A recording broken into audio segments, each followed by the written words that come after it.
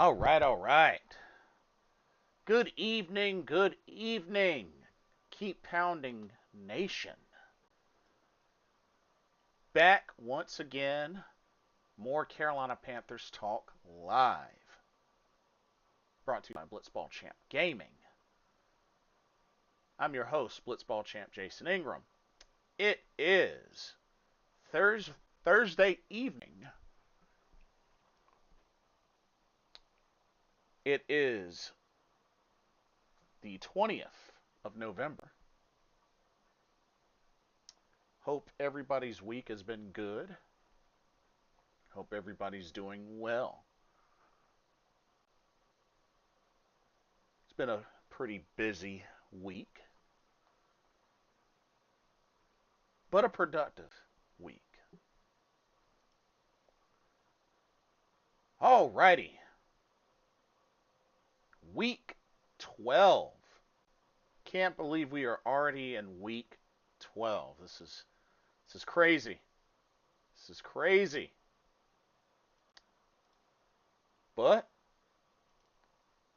this season is getting more and more intense and interesting every week. And this next game won't be any different.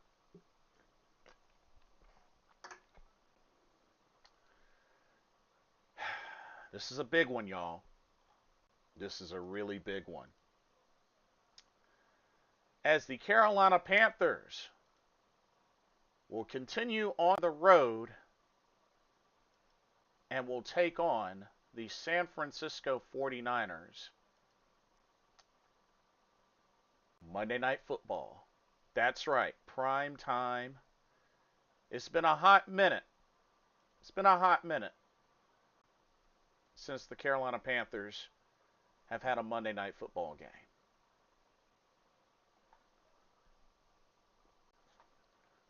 But that's how we know it's about to get serious. About to get serious. But yes, the Carolina Panthers back on prime time, and apparently this is the first time in 2 years. That's right. It's been a while. It's been a while. But they're going to be taking on a very tough 7-4 San Francisco 49ers team. And it's going to be tough. It's definitely going to be tough.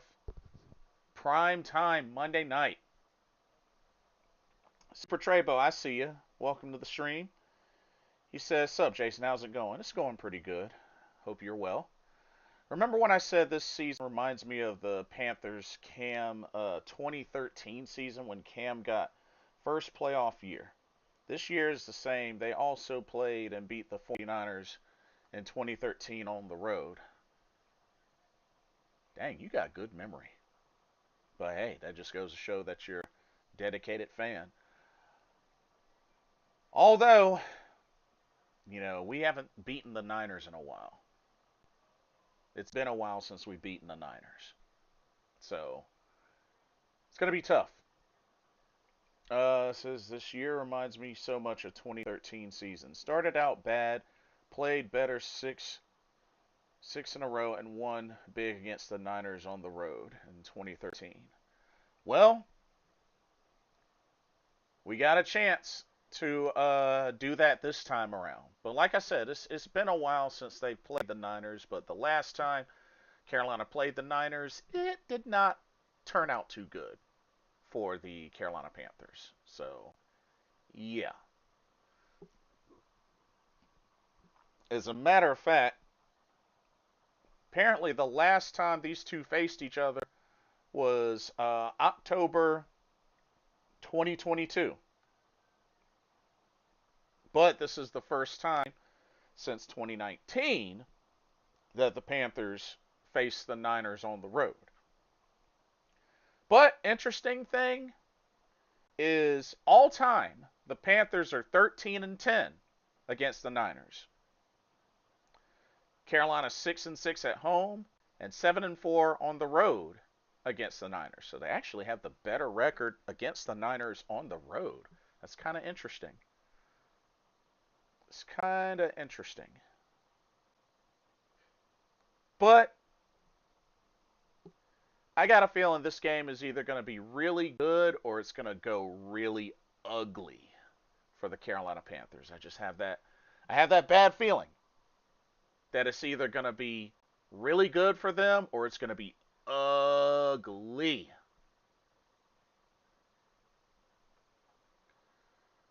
Whew. But we're going to talk about it. We're going to talk about it.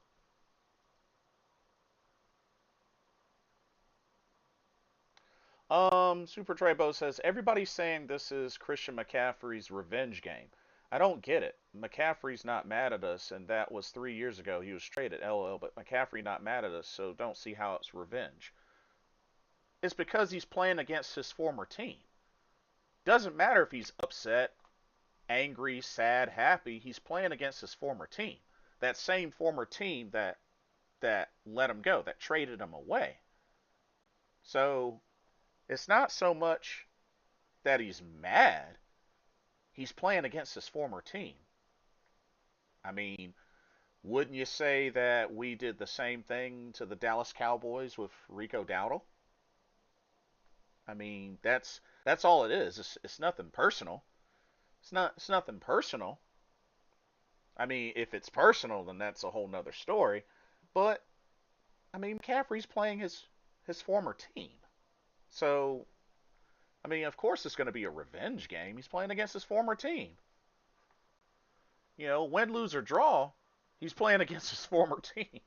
That's all there is to it. You know, that's all that is.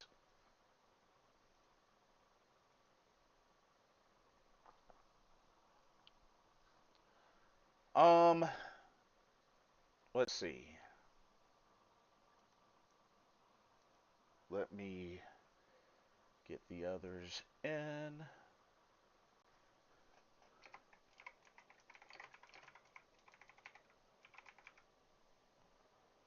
All right. Let me refresh this. 1 second. 1 second.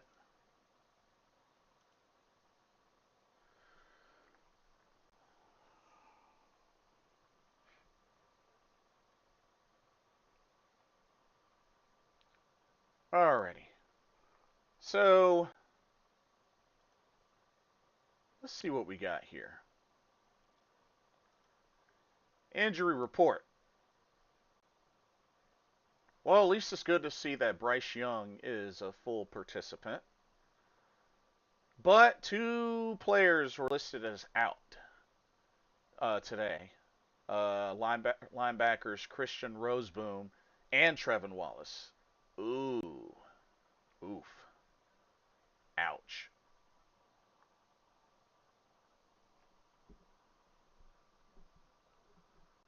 Hey, what's up?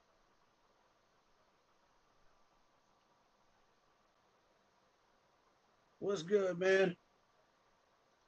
You doing all right? Oh, I'm amped up, man. I'm amped up. We Oh, just got that sweep of the Falcons. We are rolling into the Bay, yeah. man. It still feels great. It still feels great. First time in 12 years. We gotta be careful though. You know, the last time we overhyped ourselves, we dropped that next game. This is true. This is We definitely Carolina true. Panthers like that, man, because I gotta warn people not to overhype. You know, we got three West Coast teams, so we can only afford to drop one of these games. Yeah. Super Trebo says, yeah, true, Jason, about McCaffrey. One thing's for sure, if Panthers won't want to win the NFC South, they got to win one of these next two games against the Niners or Rams. Yeah, these are important games. These are definitely important games. It was brought to my attention that we are playing three of our former players that are in the Yeah. way for the division title. Christian McCaffrey, Sam Darnold, and Baker Mayfield. Yeah. Need I say it again? Need I say it again on stream? On both our channels? Need I say it again?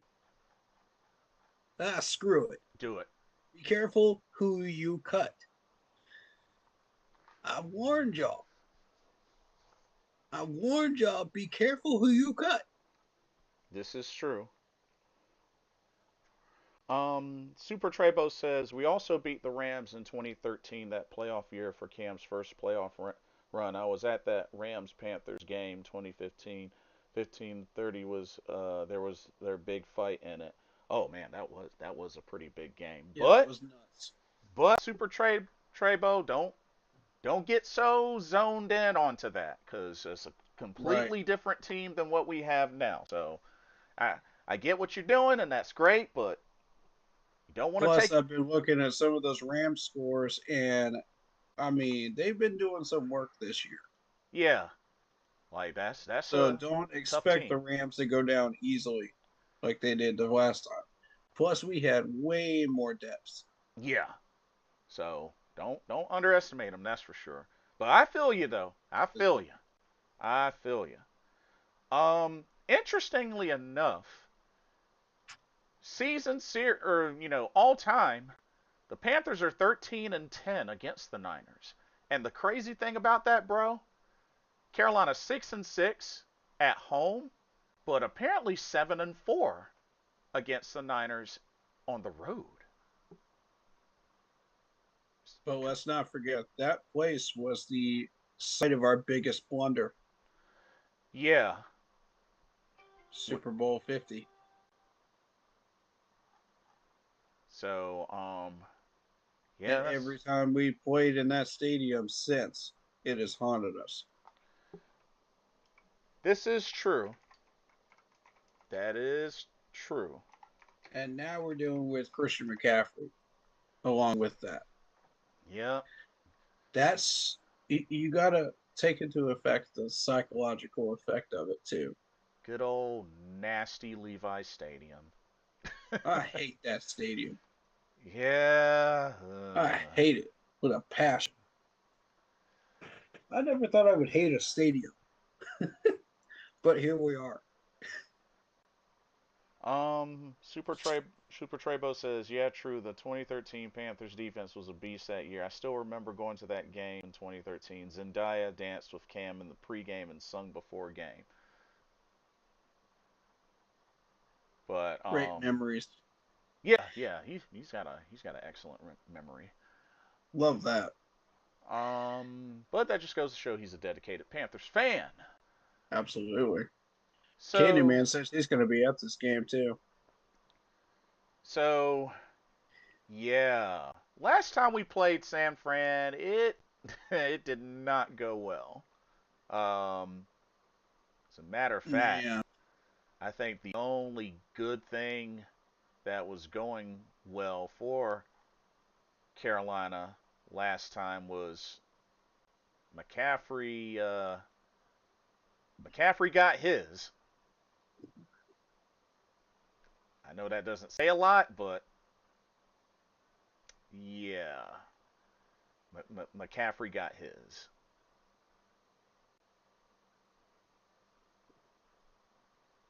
Yeah. Um, I got something about Christian McCaffrey because this dude. Hold up. Let me get you outfitted on my screen here. One Yeah. second.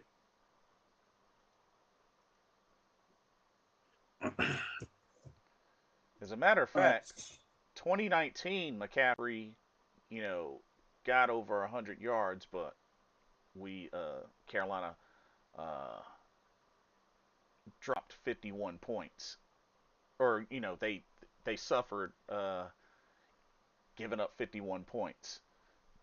So if y'all want to be technical, the last time we played in San Fran, they demolished us 51-13, and that was 2019. But the last time, the very most recent time was 2022 when we had Baker Mayfield and they beat us at home 37-15. So the Niners have had Carolina's number the last two times. So this is a big opportunity for Carolina to get some revenge. They're long overdue for some revenge, eh, bro? Absolutely. I So, got you. I got something for Christian McCaffrey here. All right, so his last 5 games, mm-hmm. 129 yards against Atlanta, 25 against Houston, 106 against the Giants, 30 against the Rams, and 81 against the Cardinals. That's rushing yards.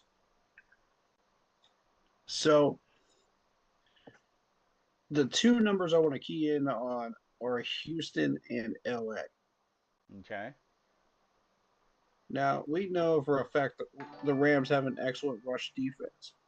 Yes. Um, but so does Houston. Right. Tom, No thanks one's been thanks for paying the like. attention to Houston Mm-hmm. when it comes to that. The fact that they held him to 25 yards is very, very interesting to me. That caught my attention right out of the gate. And I'm looking at prize picks right now because that was the betting line of 71.5. So if we're following this trend of uh, positive numbers, negative numbers, positive numbers, negative numbers, positive numbers, the next one should be negative against us. If our D line is playing like they're supposed to, we Don't can you? hold them to under 100 yards. Isn't it kind of interesting though that Texans game he only had 8 carries? That is interesting.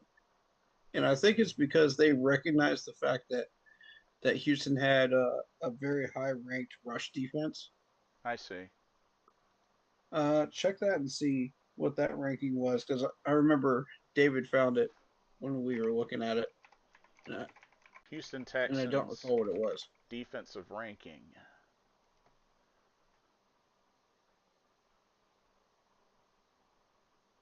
And So that was about 3 weeks ago. so interesting thing here. The Houston Texans defense as of November of this year, they are Mm-hmm. ranked number 1 for total yards allowed and scoring defense.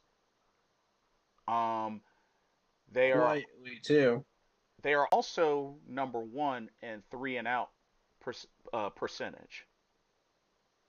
which is fascinating to me. When you watch a Houston Texans game, these guys get absolutely demolished, you know, on the field, and then you see that stat and you go, "Hold up, what?"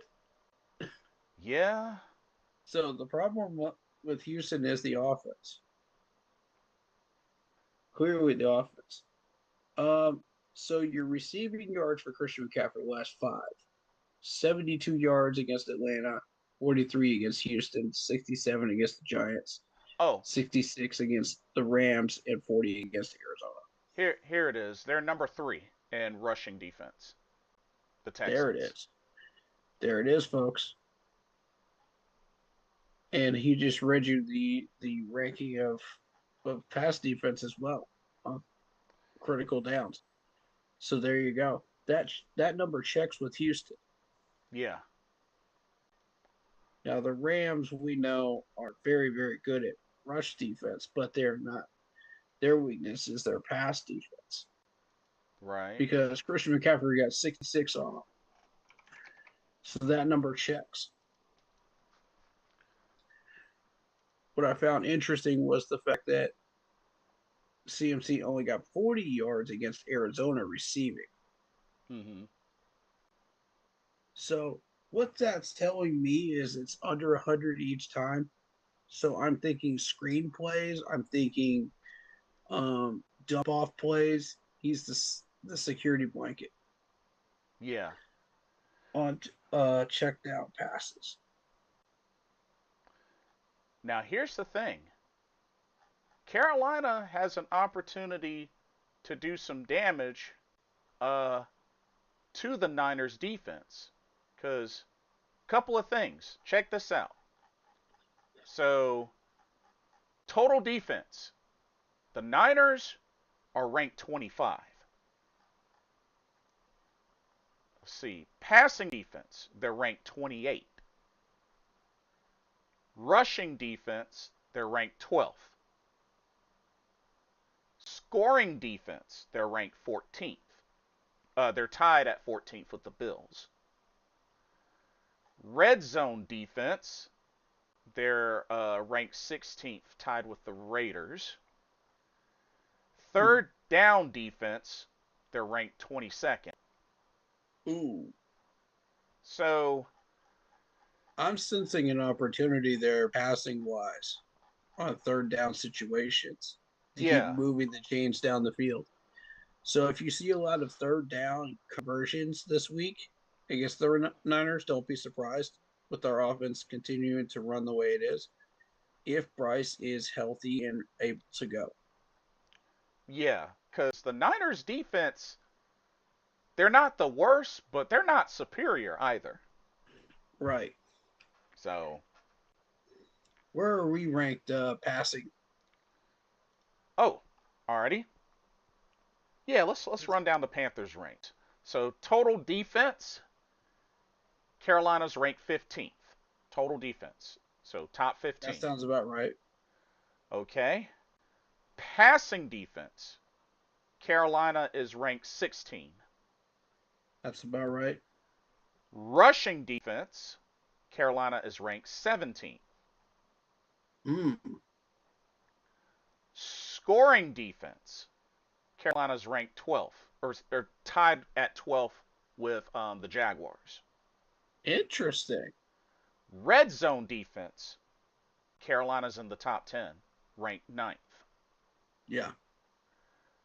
Third down defense, this is when it gets bad.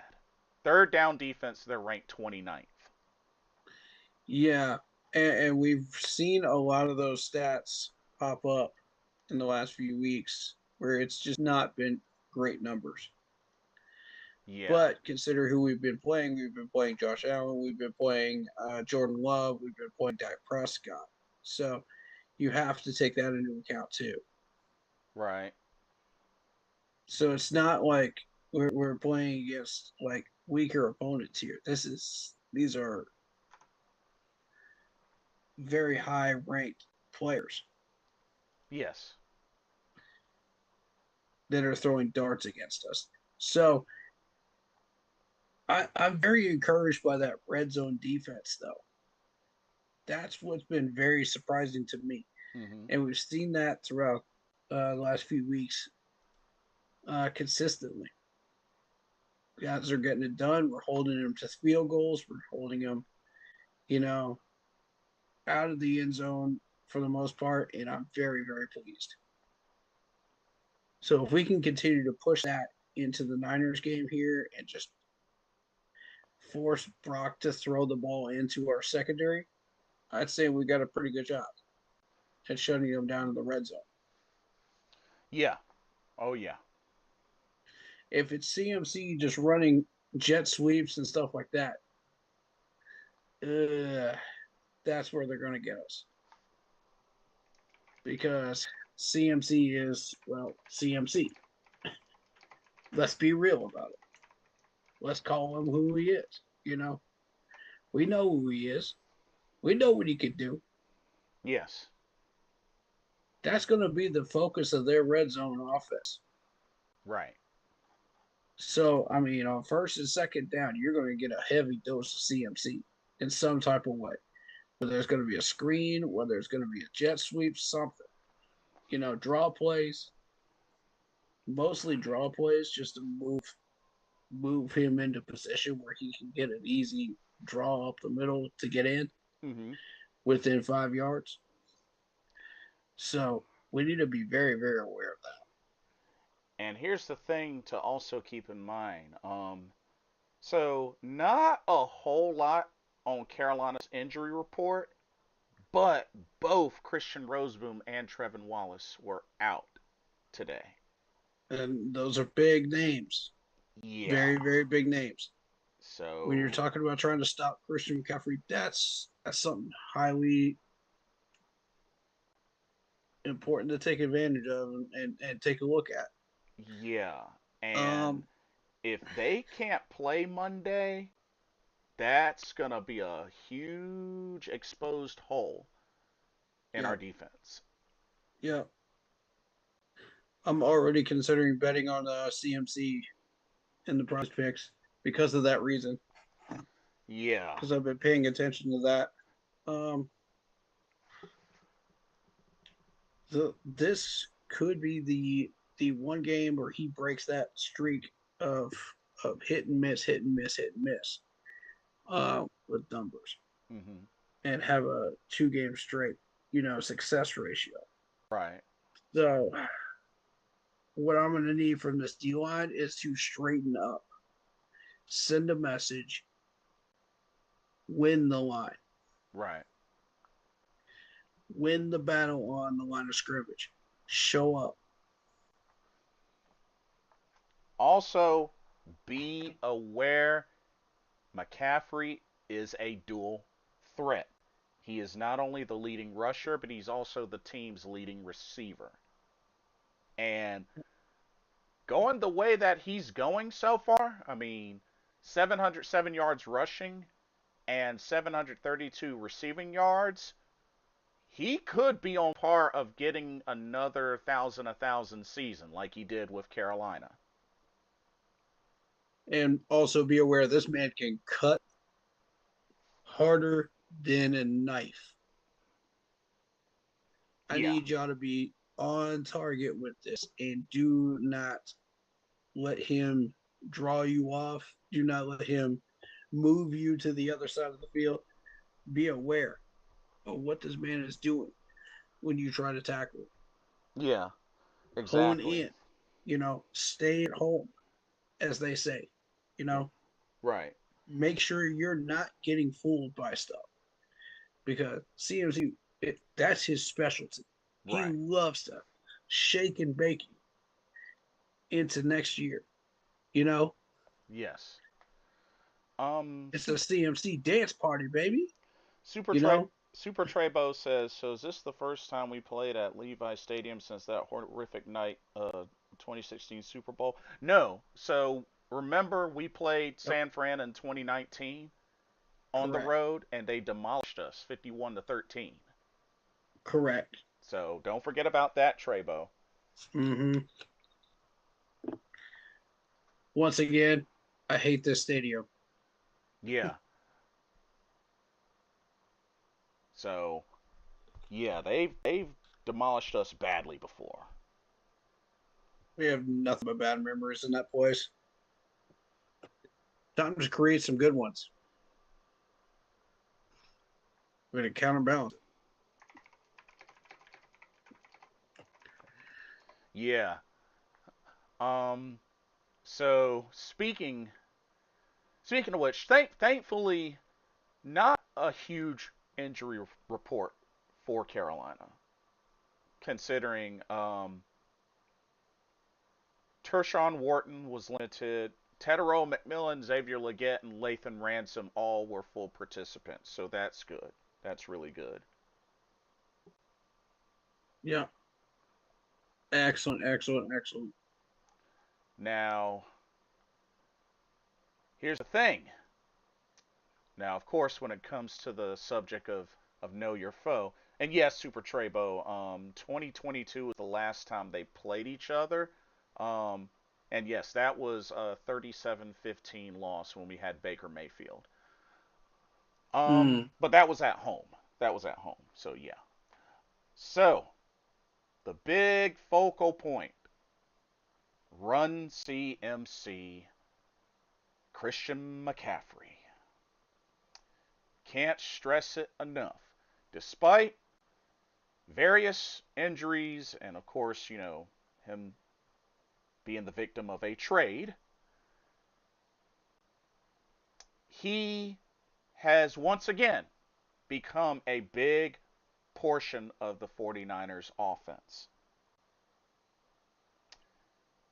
Yep. Like I said, 707 yards rushing, 6 touchdowns, and 732 receiving yards and 5 receiving touchdowns. We need Hmm. to be on this dude like white on rice. We And need, he's actually having a quiet year considering.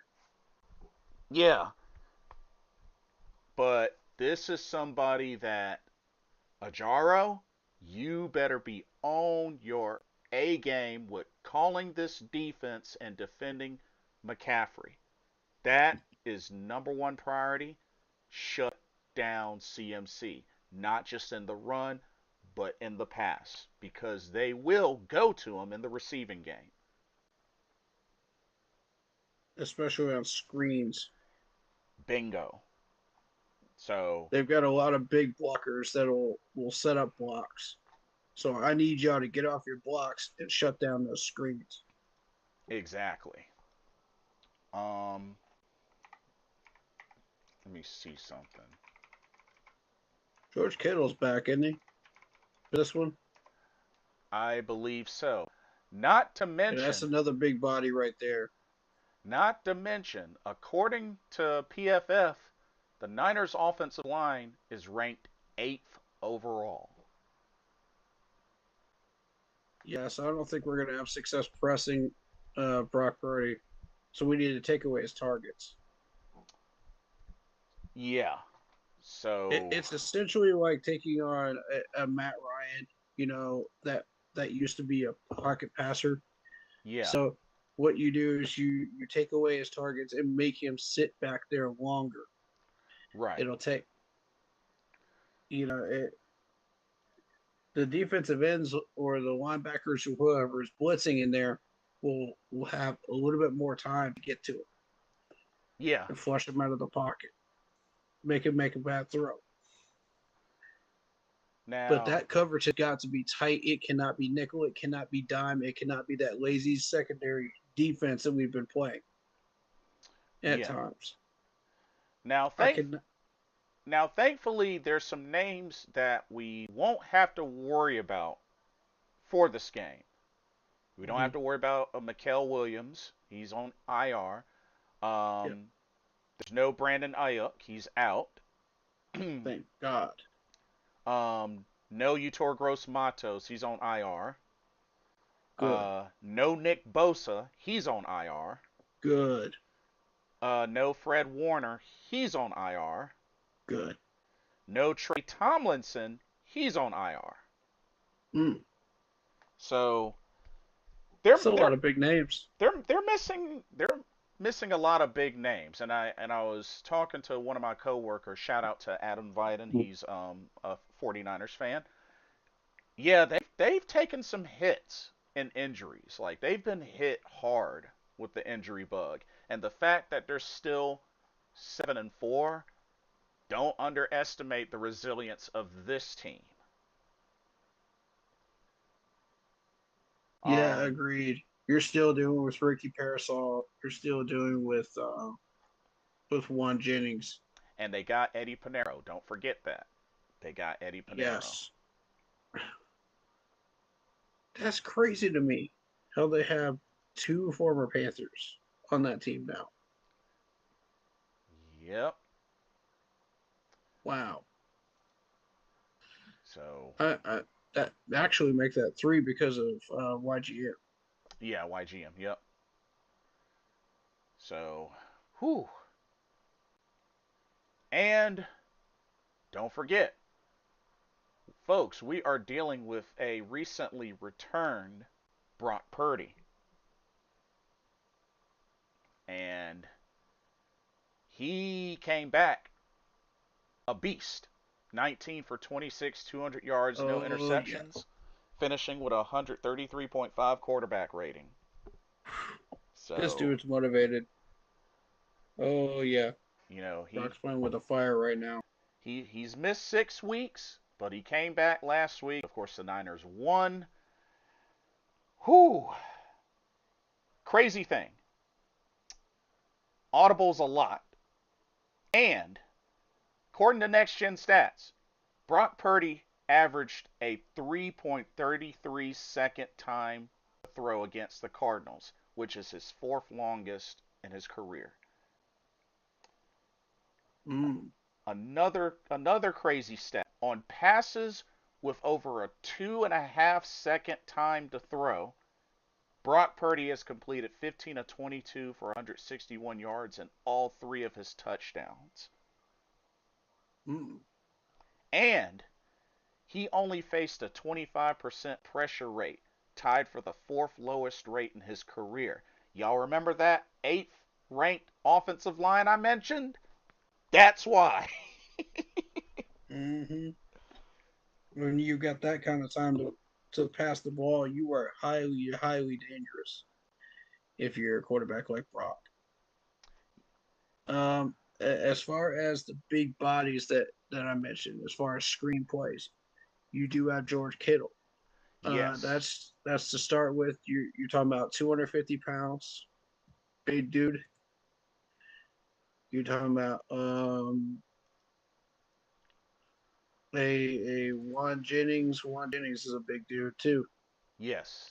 Um, about 212 pounds, but he can block. Yes. And you're also talking about Ricky Parasol too. Ricky Parasol is 189 pounds, but he makes up for it in muscle, pure muscle, Right. when it comes to screenplays. So you're doing with all three of them when you're talking about screenplays. Um, And I know folks may want to say, but George Kittle only has 27 catches. Don't be fooled. He has 5 touchdowns as well. exactly. Don't sleep on George Kittle, So, man. That's one of the top five tight ends in the league right now. yeah, Just because he was hurt for a little while, well, does not make him any less of a top five tight end. exactly. That dude is going to come back firing, just like he was before he got hurt. He's not Exactly. going to miss a beat. Yeah, I understand he's in his 30s now. Yeah, he's in his 30s now, but the dude can still play at a high level. I mean, his past 2 seasons were 1,000 yard receiving seasons. So, yeah, George Kittle still can play. And among that top rated offensive line is Trent Williams. Somebody to definitely be aware of. Yeah, he's been around for a while now. Yeah, which I believe that may be their big paid offensive lineman because if I remember correctly, he Yeah, once 16 years in the league from Oklahoma. You're talking about a guy that's 6'5", 320 pounds of pure muscle and yeah, just power. It's just you're not getting past yeah, that if he's on the field. yeah. Um, Cannot sleep on this O Everybody line. knows who that dude is now. You know, he's pretty much become the top paid offensive lineman out there, or one of the top paid ones. Yeah. Um, I mean, like I said, we paid Damian Lewis like $100 million for his contract. I Hmm. don't know how much they paid Trent, but it was a pretty big amount. But everybody knows that name pretty much by now. Um, Another one I want to point out on here is Spencer Spencer Spencer Burford. Burford. Yeah, 4 years in the league, 6'4", 300 pounds, from Texas, San Antonio. Now, you might not look it, but this dude is a monster when he's on the field. Right.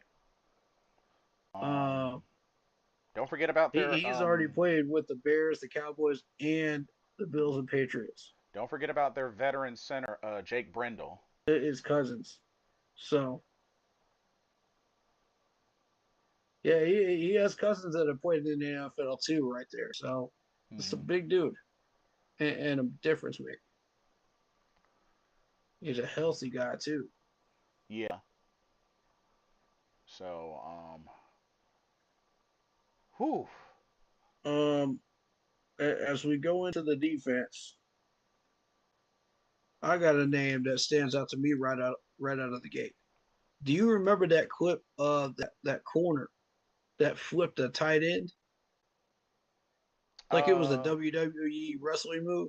I believe so. Yes. Demidor Lenore. Check this dude out. Oh, 5'10", yeah, you're two right. hundred pounds Yeah, from you're right. Oregon. I do remember Do that. not sleep on Lenore. I'm telling you right now, this dude is dangerous. Highly, highly dangerous. If he can flop, listen, you're talking about a 280-pound tight end. This dude flipped like it was a sack of potatoes along the sideline. I was like, what in the world is this dude? Who are you, sir? Because if you could do that, I'm scared to send Tommy Tremble over that direction. Or God forbid, a wide receiver that's smaller than that. Oh, Because okay. you might get him It hurt. it was against DeAndre Swift. Bro, if he could do that to DeAndre Swift, I'm concerned. And then Do not the send anybody over his direction. and then the WWE tackle, that was against Buccaneers tight end Otten. And Otten is a big dude. Yeah. That's a big human being right there. He pretty much got him with the back body drop. Hold up. Just for reference, hold up. We need to see how big this dude is. All right. ESPN is saying Oh, no that this wonder. dude 5'10", is 200 pounds. oh 310. 5'10", 200 pounds. Or are you talking about? Wait, are you talking I about was talking Lenore? about Kate Otten. Oh, you're I talking was about talking about Otten. Oh, Kate I'm Otten. sorry. Yeah, Oh, yeah. So ESPN has him at 6'5", 247 pounds. dang. You're talking about a 5'10", 200-pound corner Yeah. that flipped him like a sack of potatoes. Yes, he did. I'm like, bruh, that's play of the week for me. I I could watch scoring touchdowns every week. But when you see that, that's not normal. That should not happen. Physically, that should not happen unless you have that kind of strength. And Lenore has that kind of strength, that freakish strength. When that adrenaline is pumping in game, Mm-hmm. oh my God. That's a dude you need to watch out for right there. He's already got 2 picks and 25 solo tackles. Yeah. Good point. Uh, that's wild, man. Plus, that's an absolutely fun name to say too.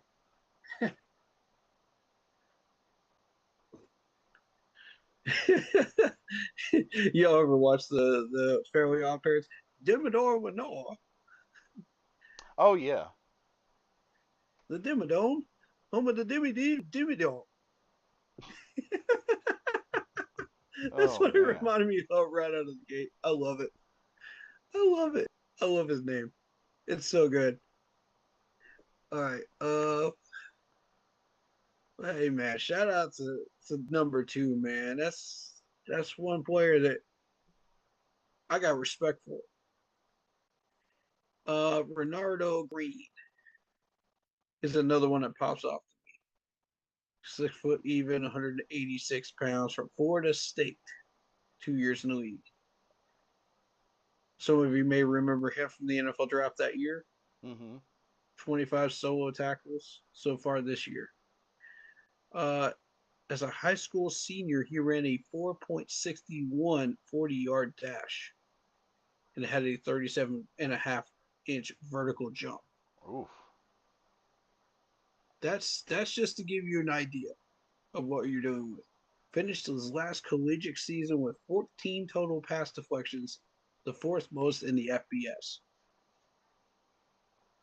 Now, right now, it's not listing on the San Francisco page how many pass deflections he has. But I bet you if we go into ESPN, we'll find it.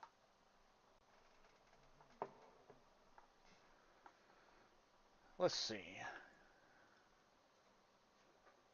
Because that's Pass. a number I want to pay attention to. Right now he has 31 total in his career. Mm, mm.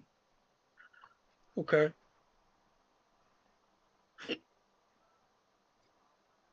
He has been known to get those. He got 13 last year, Mm-hmm. 8 this year.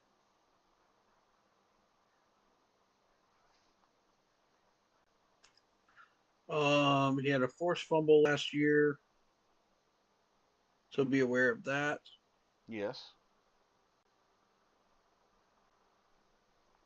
But yeah, that's a dangerous name in the backfield.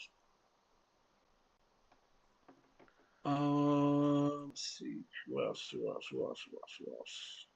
Who else do we want to look at?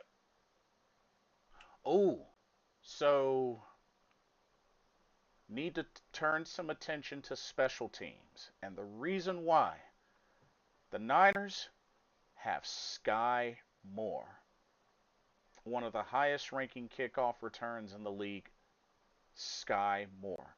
He is 10th in the league in total return yardage and fifth amongst qualifying kickoff returners, averaging 28 and Mm, a half yards per return.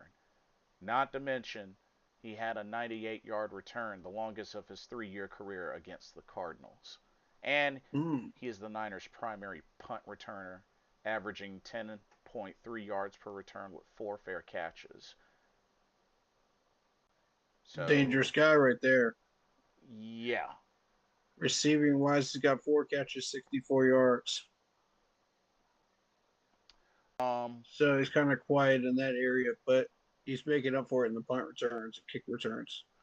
and we might want to breathe a sigh of relief because apparently, although Panero is listed as week to week, Coach Kyle Shanahan said that he would be missing some time and will not be suiting up for this game.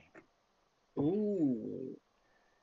And let me remind y'all, you know why it's a good thing? Because Panero has been 22 of 22 this season, including 6 of those from 50 or more yards.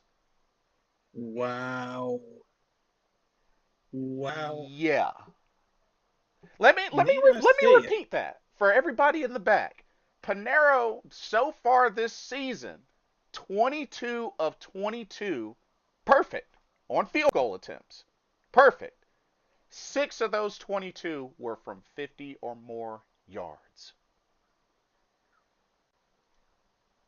Mm. Okay. Can I say it?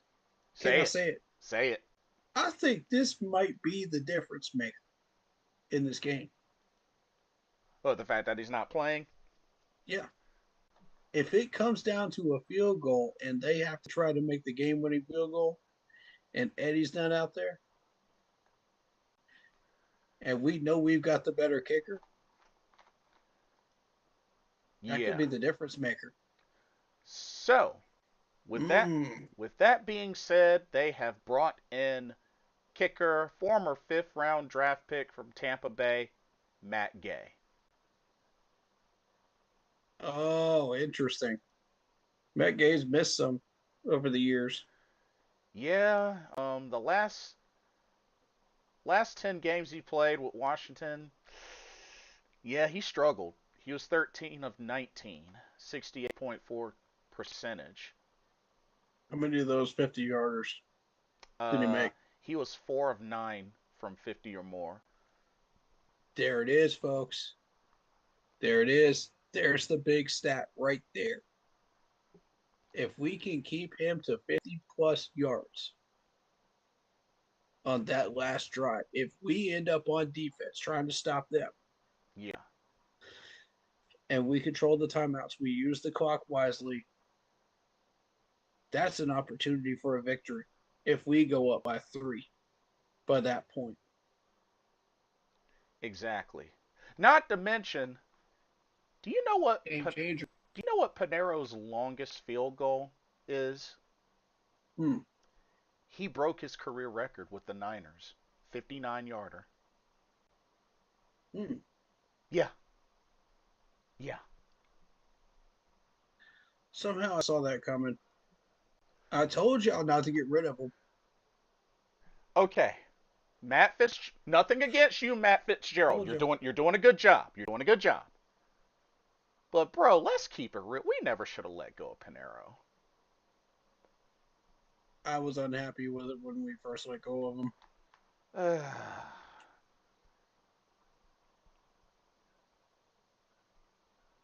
and And I, he joins a long list of players that have hurt us, and kept us from winning games and making progress. and I know some It's a folks want. long list. I know some folks want to be like, well, he was one of two from 50 and beyond. He's 6 of 6 right now. Mm-hmm. Like, let that go. He can't make 50+ yarders. Wrong. That's cap, and y'all know it. Let me remind y'all, he has nailed. He is 17 of 20 from 50 and beyond in his Come on. career. That's right. Only missed 3 in his whole career. Just How saying. many times these players got to keep proving y'all wrong before you stop talking your junk, man? How many times? It's just crazy to me how we can let go of a player like that and listen to the fan base that don't know what they're talking about, and then this dude goes on a tear and proves everybody wrong that was talking junk about. You And know, it's not change of environment. It's none of that nonsense. It's just him being him. you know what? I'm afraid to look, but I'm gonna go ahead and look. I want to see Same how with Sam Darnold. Same with Baker Mayfield. Same with CMC. I'm I'm Need I keep going? I'm There's a Santa Claus list going right now I'm of scared to players. look, but I gotta see what this dude's contract is. This is insane. I can't Oh my goodness, bro, you're gonna hate this. lay it on me. His contract is only a 1 year, $1,170,000. What? That's it. You, you're joking. Nope. According to Spot Track. Nope. How much is Fitz's contract right now? All right, let's take a look. Cause and then This is about to make some people upset right here. Ryan Fitzgerald. 3 years, 2,980,000. Okay, so you're telling me if we were to have given Eddie a 3-year contract, that money wouldn't have gone to good use? To be honest, we could have given that money to Ed Panero. That's what I'm saying. You're telling me that money would not have gone to good use? Like for what? $2 million? $2 million. Wow. Wow. Let me say this. We've got a $100 million Damian Lewis contract. Oh, you've got to And be, bro. You got to be kidding me. Check this out. When he before he became a free agent, he was on a 2 year, $4,100,000 contract with us, you're joking. and he goes and gets picked up for the Niners for a measly 1.7 million or 1.17 million. Wow. Wow. Carolina Panthers management going to manage. We're going to Panther it, man. That's what we do. How many times I got to tell y'all, quit cutting players like this, man. Quit doing it. Quit catering to the fan base. Half this fan base don't know what they're talking about, man. And I don't want to They hear really don't. I don't want to hear jack about money because they were willing to pay Matt Fitzgerald almost $3 million. Facts. Facts. So It's like these players come through Carolina, they suck, and then they go to a different team, and then they're like superstars. They're like Pro Bowlers overnight. And it's like we knew that they had that kind of talent in them, but we're underdeveloping them. do we just Other have a teams have figured out how to use these players to their maximum potential. do we just have a bad history of getting rid of like the wrong kickers? Like We're talking about Gano, we're talking about Joey Slide, we're talking about Zane, um, Zane Gonzalez, yeah. We're talking about Panero, and now Panero. yeah, Panera now. And it's not like we haven't had talented players come through here. It's just we don't know what to do with that talent while they're Yeah. here. And everybody's like, "Oh, these players suck. These players are trash. These players can't do anything." No, it's not the fact that they can't do anything. It's the fact that we don't know how to coach them correctly. It's coaching. It's developing these guys. We don't know how to develop players. It's been a known thing for 15 years. I'll say 15 years because it goes back into John Fox days. Right. Because he wasn't developing people right either.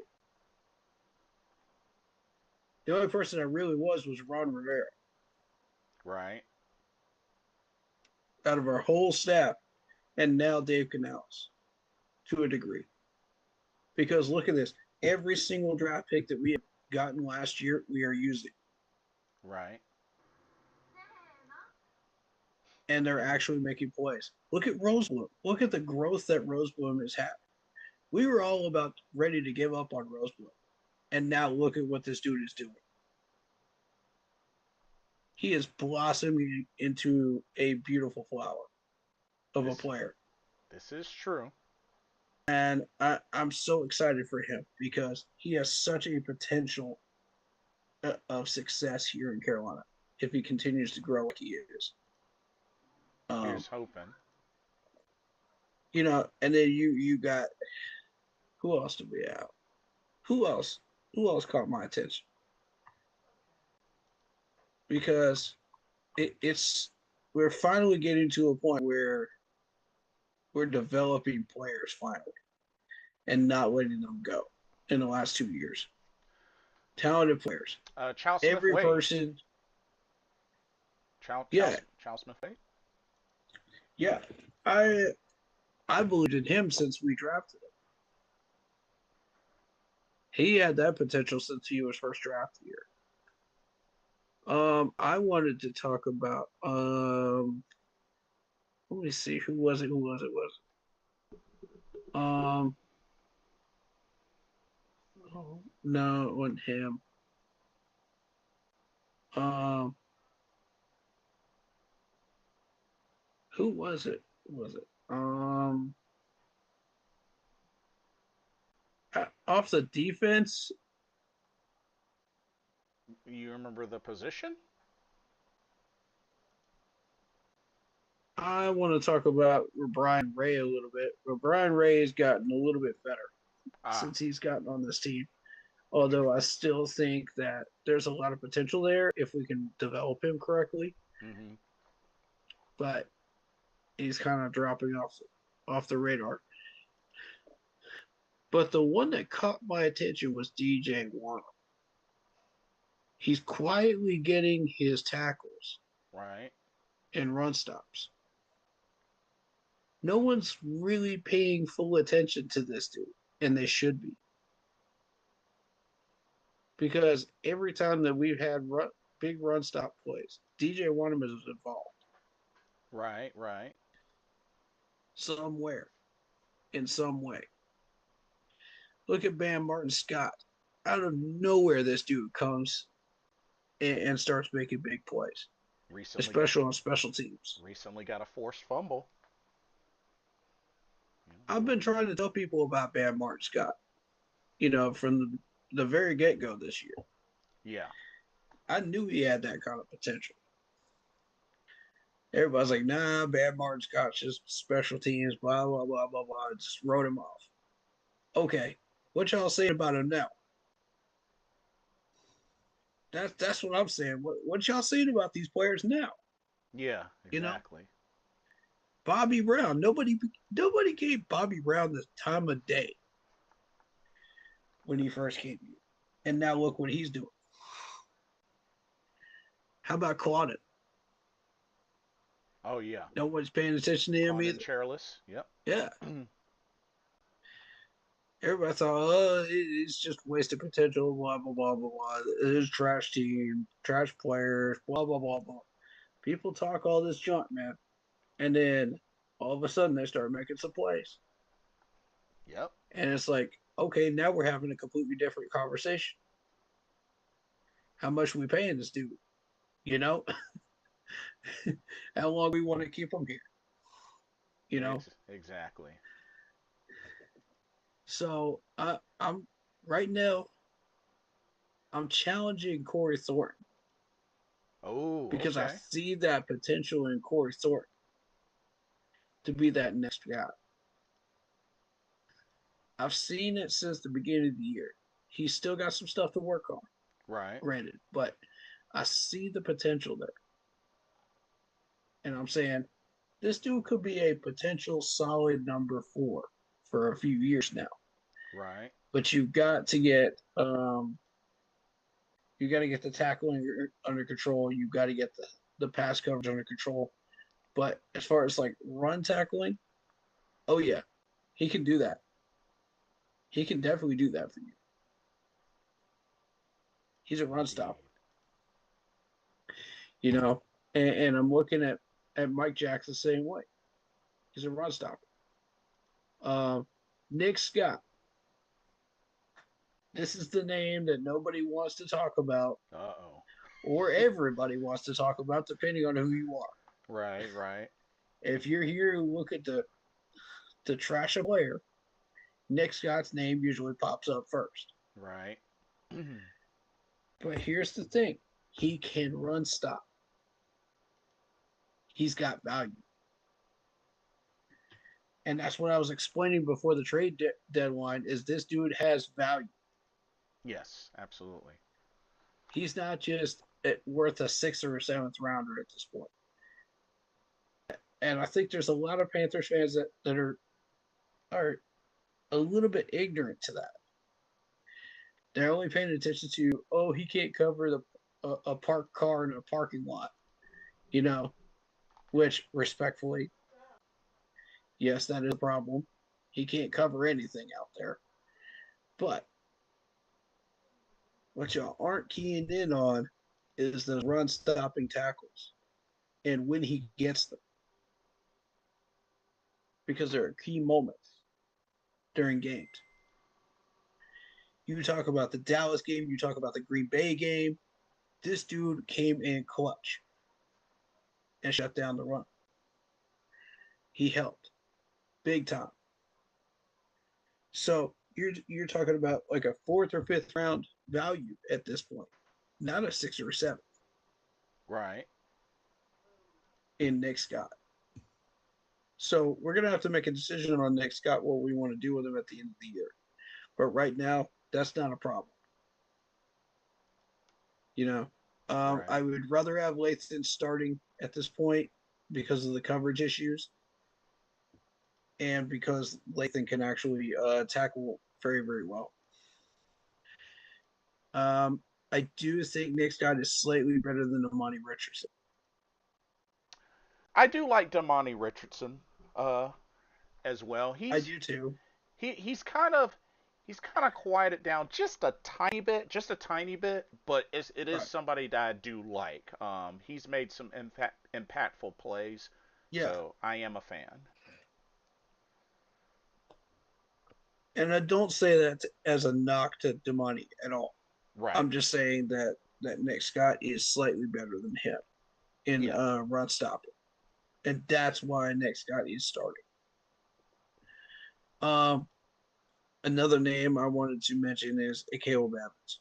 What has this dude done since he has come up here?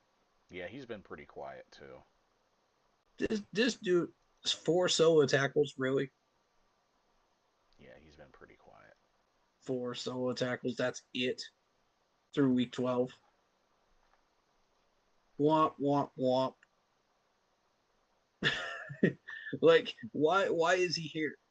Why is he here? If you're not even making tackles on special teams, why are you here? That's my whole thing. Because we had like 2 other corners that we were looking at, before the season. This dude only had like 4 tackles during preseason, the whole preseason. And we're talking like how many snaps during preseason? And the dude did nothing. Yeah, true. I'm sitting there like, this is not it. This dude is not it. If we were going to make a trade at the trade deadline, I would say move Nick Scott and a Caleb Evans, both package Yes. deal, and see what we can get. Because at the time we needed an offensive lineman. So move those 2 players and a pick, a late round pick, and I guarantee you get an offensive lineman out of that. If absolutely necessary. But we are past the trade deadline now, so we decided not to make a move. Right. This is true. So here's the thing. Was it Nick or was it Jake that stepped up uh, in that absence of looking for somebody big to fill in those shoes on the offensive line? Because I feel like it was one of those two, and I'm not sure which one it was. I think it was Nick. My guess is Nick. Um, and what I was told is this dude can play center. He can play uh, guard as well. So I mean that you're looking at your Cade Mays backup, basically. Mm-hmm. If this dude is what I think he is, I got to double check that because I don't remember exactly what I said when I was looking that up. Somebody had told me what other positions he plays. Um, I'll have that information for you when we go live on Monday night. How about that? We'll double check that info and we'll get that to you. There you go. Right before game time. Um, Somebody remind me in chat. Set a reminder in my chat for that, and I'll do it. Cool deal. Um, So, from what I've got on my side, as far as areas to look out for, I mean, CMC, Brock Purdy, George Kittle, the special teams, Sky Moore, Jawan Jennings. yeah, John Jennings. Yep. Like I said, they don't have a crazy defense, but they don't have the worst defense either. So, Right. Um, I want to turn your attention to Ronaldo Green. I think we covered him already. Yeah, we did. We did. All okay. right. And like I said, no Nick Bosa. Don't have to worry about Nick Right. Bosa. Let's look at Luke Gifford. I've heard some good things about this dude. 6'3", 243, 7 years in the league, 9 solo tackles so far. Guy from Nebraska. He was a limited participant today. Hmm. Yeah, limited participant. He has a pass deflection this year. thus far. Um, and also managed to get an interception with the Titans when he was with Tennessee. He had a forced fumble when he was with Dallas in 22. All right.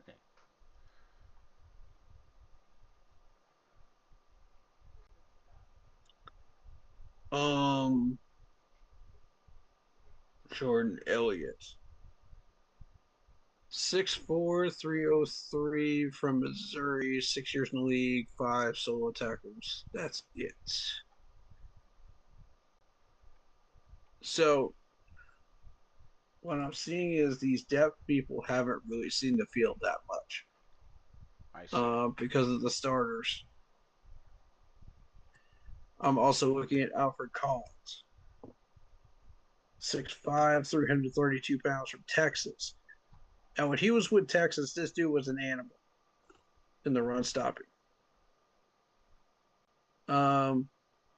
In San Fran, not so much this year. 2 solo tackles, 1 forced fumble. I see. Hasn't really been used that much.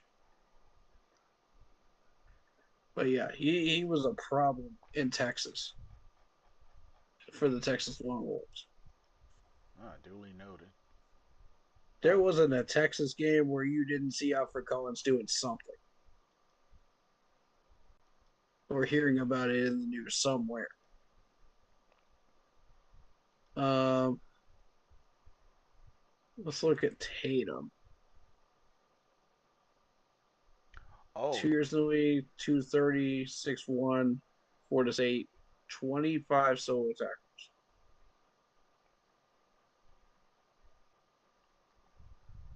dang. Okay. Mm-hmm. 1 pass deflection so far. Not really anything to write home about.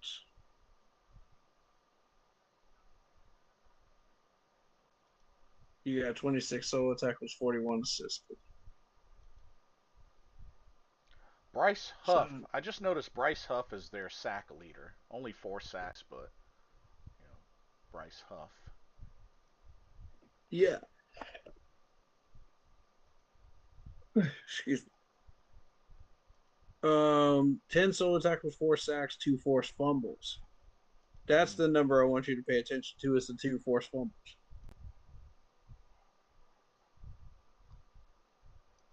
Because this is what he's known for. He has at least 1 a year. Mm-hmm. Starting from 2022, he had 1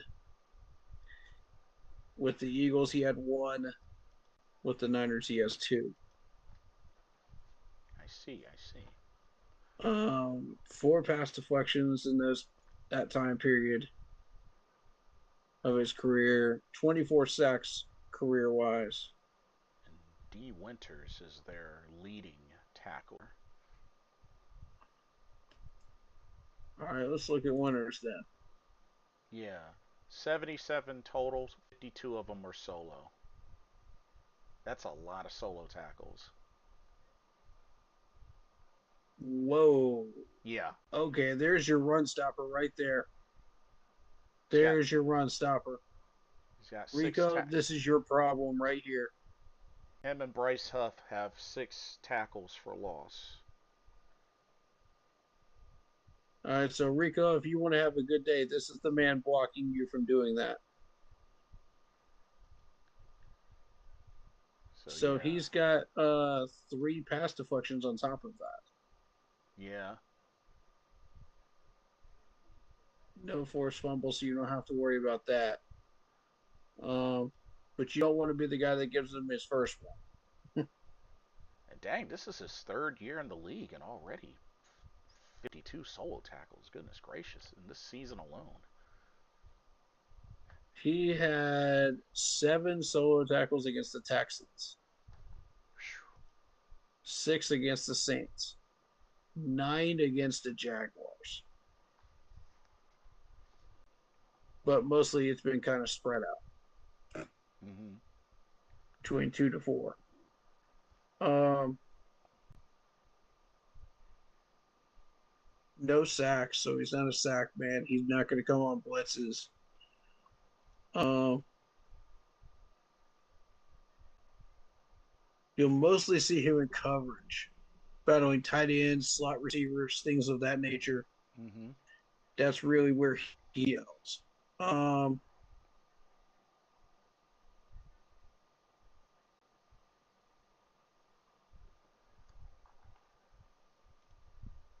I want to see Lenore's numbers. We had mentioned Lenore, but we didn't mention his numbers. 25 solo tackles, 2 interceptions. The Yes. 2 interceptions, that's what we need to key on with him.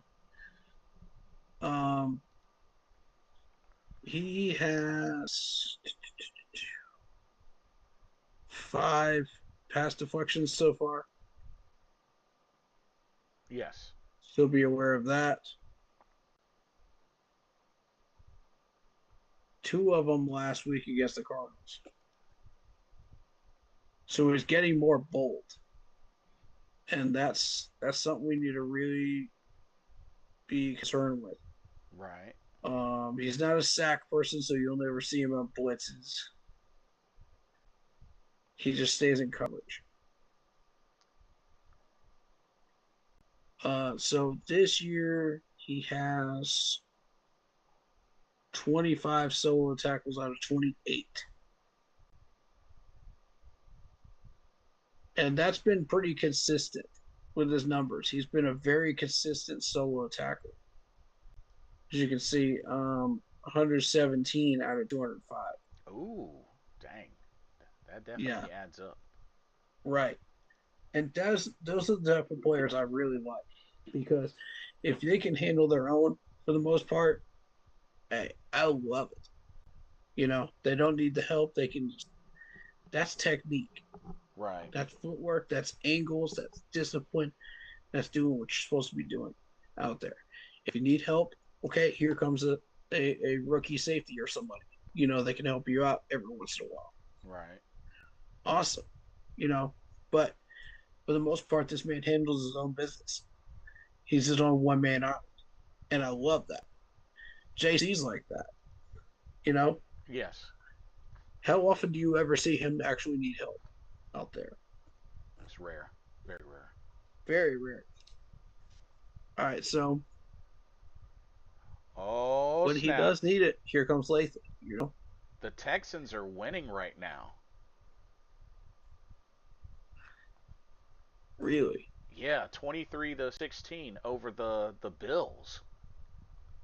Hmm. Oh, What is happening right snap. now? What? Davis Mills is playing good. 13 of 25, 129, 2 touchdowns, no interceptions. Oh man, Josh Allen, 16 of 21, 129, 1 interception, has been sacked 4 times. But Texans? Who are you? the Texans have an opportunity to increase to 6-5 if they win tonight. What? Oh, snap. Texans over here trying to make a comeback this season? Oh shoot. Interesting. Well, excuse me. I thought we had these guys pegged. I guess not. Everybody thought they had these guys pegged. I guess not. Who'd they beat this Dang. year? Hold up. Hold up. Hold up. Titans. Okay. You got to win against the Ravens without Lamar. You got to win over the Niners. Mm, okay. I think that Niners win is what woke them up. But the the And they bill said, hold up a minute.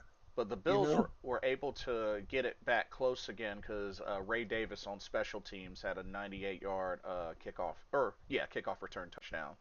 So Bills are You, hanging in there, but still. you know what? That Niners game might have woken this team up. It may have lit a fire in them. They're thinking, okay, if we could beat the Niners, we could start to get this team back together and start doing some damage.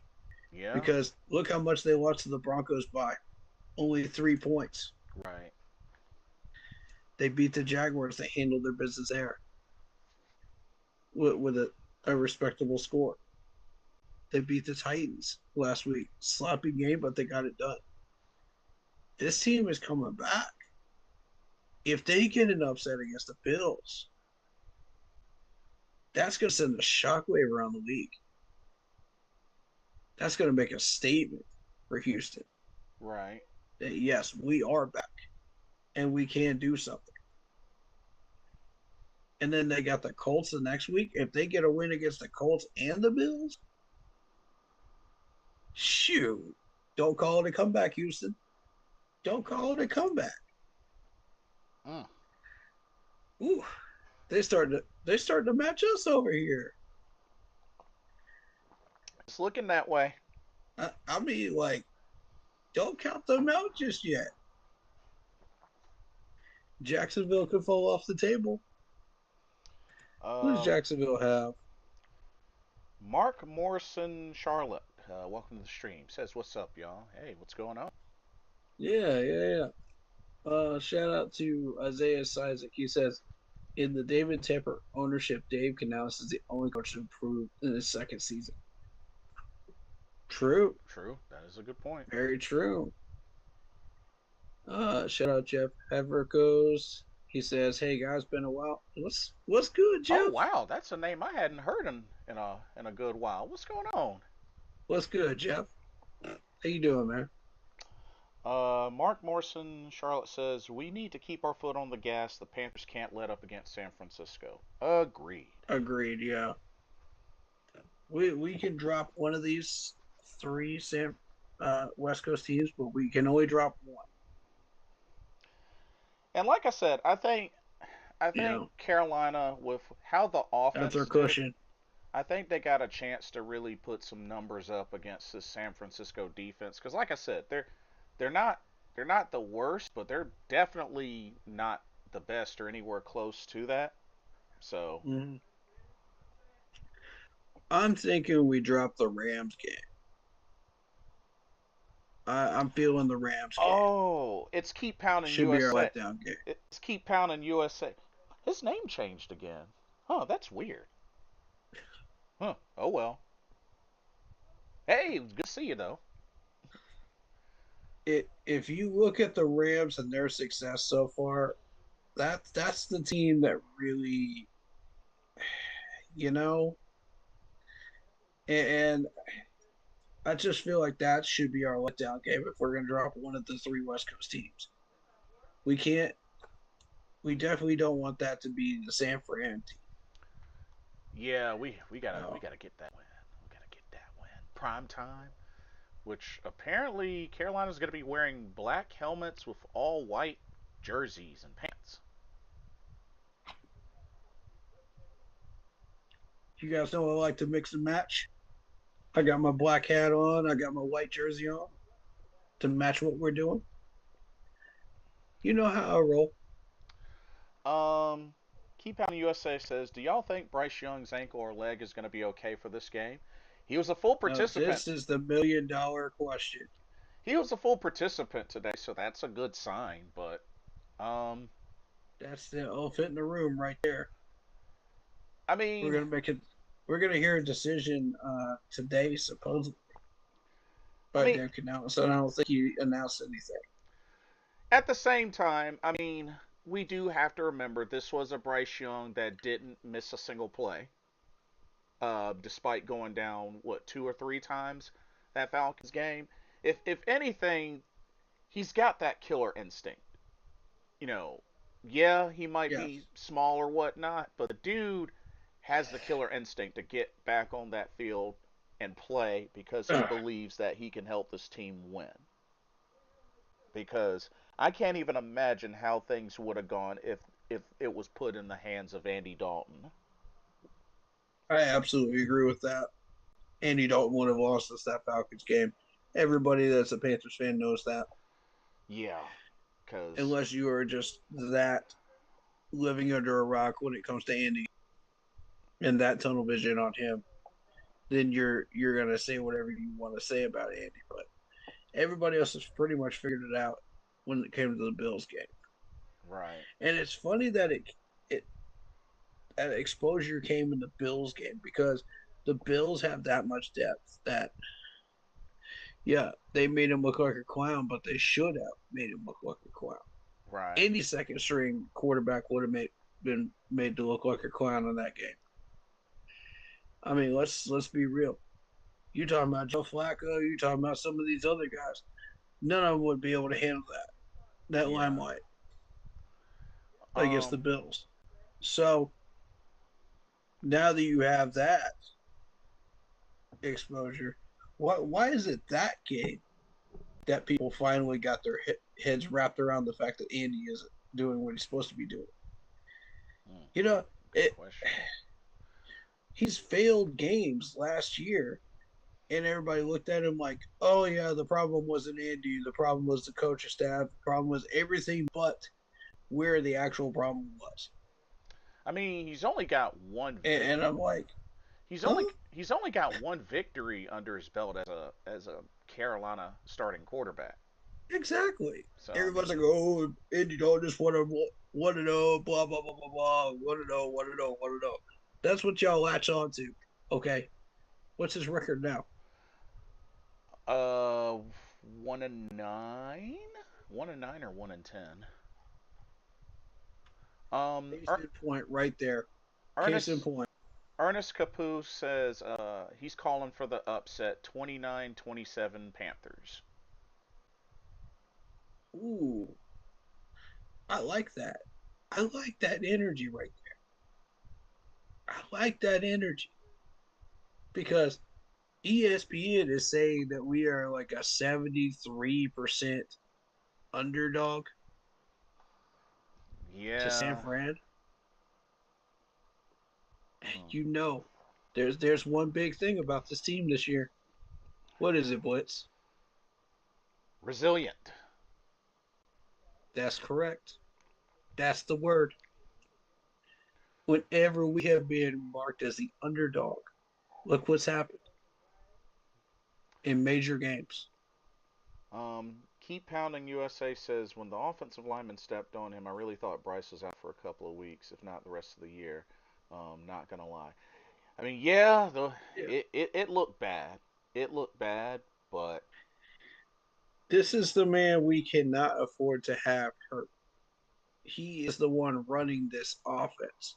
Let's not be mistaken about it. Let's not sugarcoat this, okay? yeah. When Brad Isaac calls these plays, it's 25% of the playbook. We saw a good example of that against the Saints in regular season play. When Dave Canales is calling the plays, that was the first 2 weeks. You see about 50% of the playbook. But when Bryce Young starts taking over this playbook, it starts to become a totally different animal. And It starts to get fleshed out. we saw how often he went downfield in that Falcons game. So, It unlocks that 25% extra of that playbook that but was not there before. also shout out to the O line. They did a good job on giving him time. Did a really good Right. job on giving him time.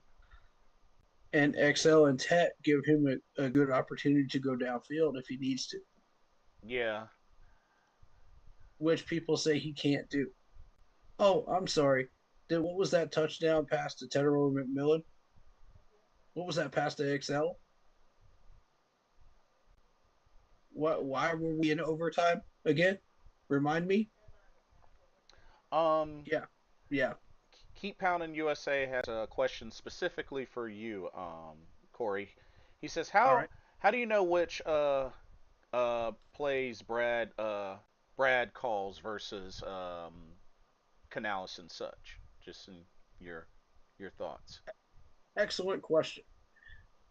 The plays that Brad Isaac is calling are the most basic, bare bones plays that everybody can run in a Madden game. It'll be a draw play. It'll be a basic sweep play. It'll be a basic, you know, screen play. Something that's just so easy to figure out. that any defensive player that's been in the league for at least 4 years can detect right out of the gate. And that's exactly what the Saints did. Because we played lazy coverage. We called lazy plays in that Saints game. And if you look back at some of the preseason play calls, because it was announced that Brad Isaac was calling those plays, we didn't score more than what, 30 points in the whole preseason? Ah, so it was literally announced that it was him. I Yeah, see. yeah. Um, It, I, it was definitely him. There were several sources confirming it, all 3 games. I We see. didn't score more than 30 points that entire preseason. Guess how many points we scored against the Saints in regular season play when we were showing our offensive playbook against the Saints? That was That's 7. 7 points, a measly 7 points against the garbage, trash can, dog water, absolutely bottom of the league Saints. You want to try to tell me that wasn't anybody but Brad Isaac calling those plays? Come on. Now, here's the difference between that and Bryce Young. Okay. Was that the question? It was Bryce Young or was it Dave Canales? No, his question was specifically how do you know it was Brad calling, the plays for like the Saints game or just like in general, like Okay. yeah. He didn't mention anybody else in comparison. Gotcha. Yeah, it's All right. specifically Brad. How do you know it's Brad at the time? All right. So Brad likes to run a lot of these draw plays, and it'll just be a humongous mix of draw plays. It reminds me of the offense coordinator that John Fox had back in the day. And this dude was the most predictable offensive coordinator we've ever had in franchise history. It would always be a draw play on first down every single time. So what does the defense do? They load the box. Easy. That takes away one play off of every set of downs that you're running, regardless of whether you get the next two or not. Mm-hmm. So that takes away a down right out of the gate on every set of stick markers. So Brad Isaac kind of reminds me of that a little bit, but he's a little more aggressive than that when it comes to play calling. Yeah, you'll see some of these like short intermediate passes, every once in a while, but it's mostly keyed in on the run. Which, I mean, when we had Rico going off 200 yards, that wasn't a problem, But when he's not, it becomes a humongous problem when you've got a defense that's keys in on the run and loads the box with about 6 or 7 people when they know it's a run, when they know it's a screen, they can load up. When they know it's a jet sweep, they can load up. And it's the most predictable plays. So compare that to Bryce Young, who is now behind center, calling audibles whenever he sees those 6 to 7 in the box and saying, "Oh, hey, this ain't working. Let's try this." You know, and it's when he audibles out of those, he audibles into a play action, he audibles into a short pass. It works. Oh man, I didn't Look how even many wide receivers we've had open during that time period. It's been ginormous. I didn't even know he was from Durham, North Carolina. Wow, I did not know that. Keep pounding USA. I don't believe Corey is necessarily saying that every bad play call is Brad. I don't, No, you know, I Mm-mm. think it's just there's certain distinct ones that stand out over the others, right? Is that what you're Correct. saying? Yeah. Correct. For the majority of those plays, it was Brad Isaac, and it was clearly Brad Isaac. And I don't know during that Saints game was Dave Canales like to Bradshaw, oh, you have to call these certain plays, you have to do this, you have to do that. You know, he didn't allow Bryce the freedom to do whatever he needs to do. Like that's what I'm trying to figure out is what happened. Where is the disconnect? Because if we can figure that out, then the next time we play the Saints, we won't have that disconnect. We'll come in fiery. We should be getting like 30-7 score against the Saints.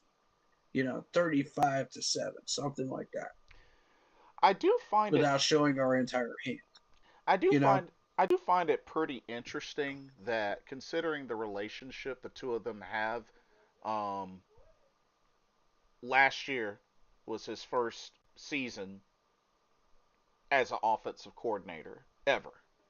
hmm You know, I just find that kind of interesting. You know, but I mean it. I mean, if that's how they have it organized and you know and whatnot.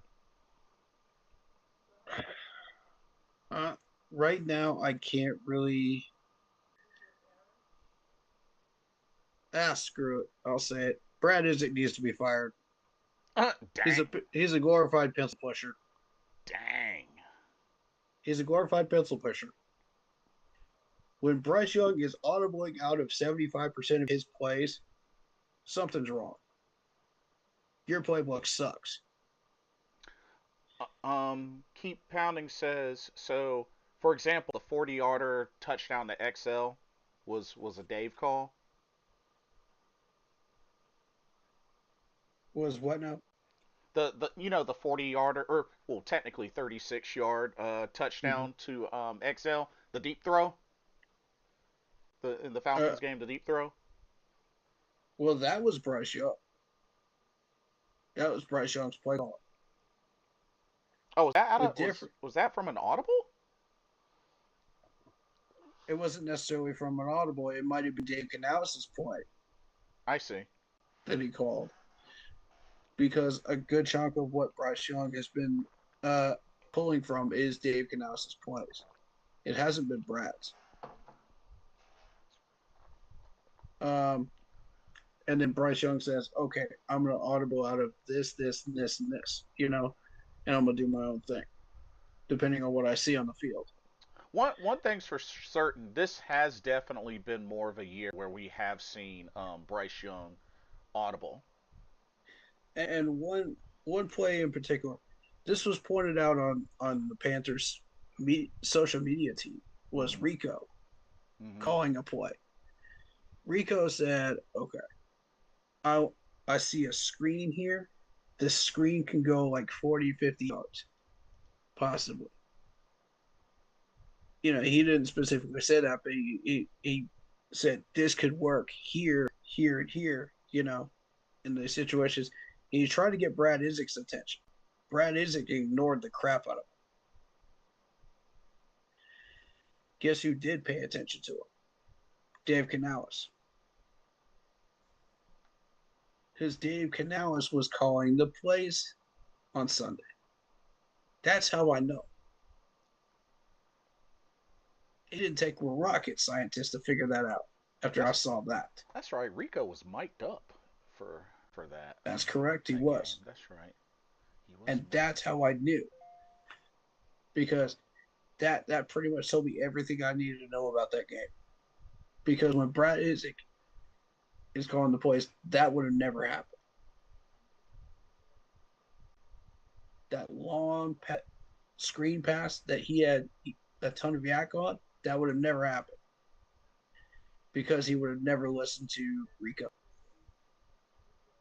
Because Brad Isaac beats to his own drum.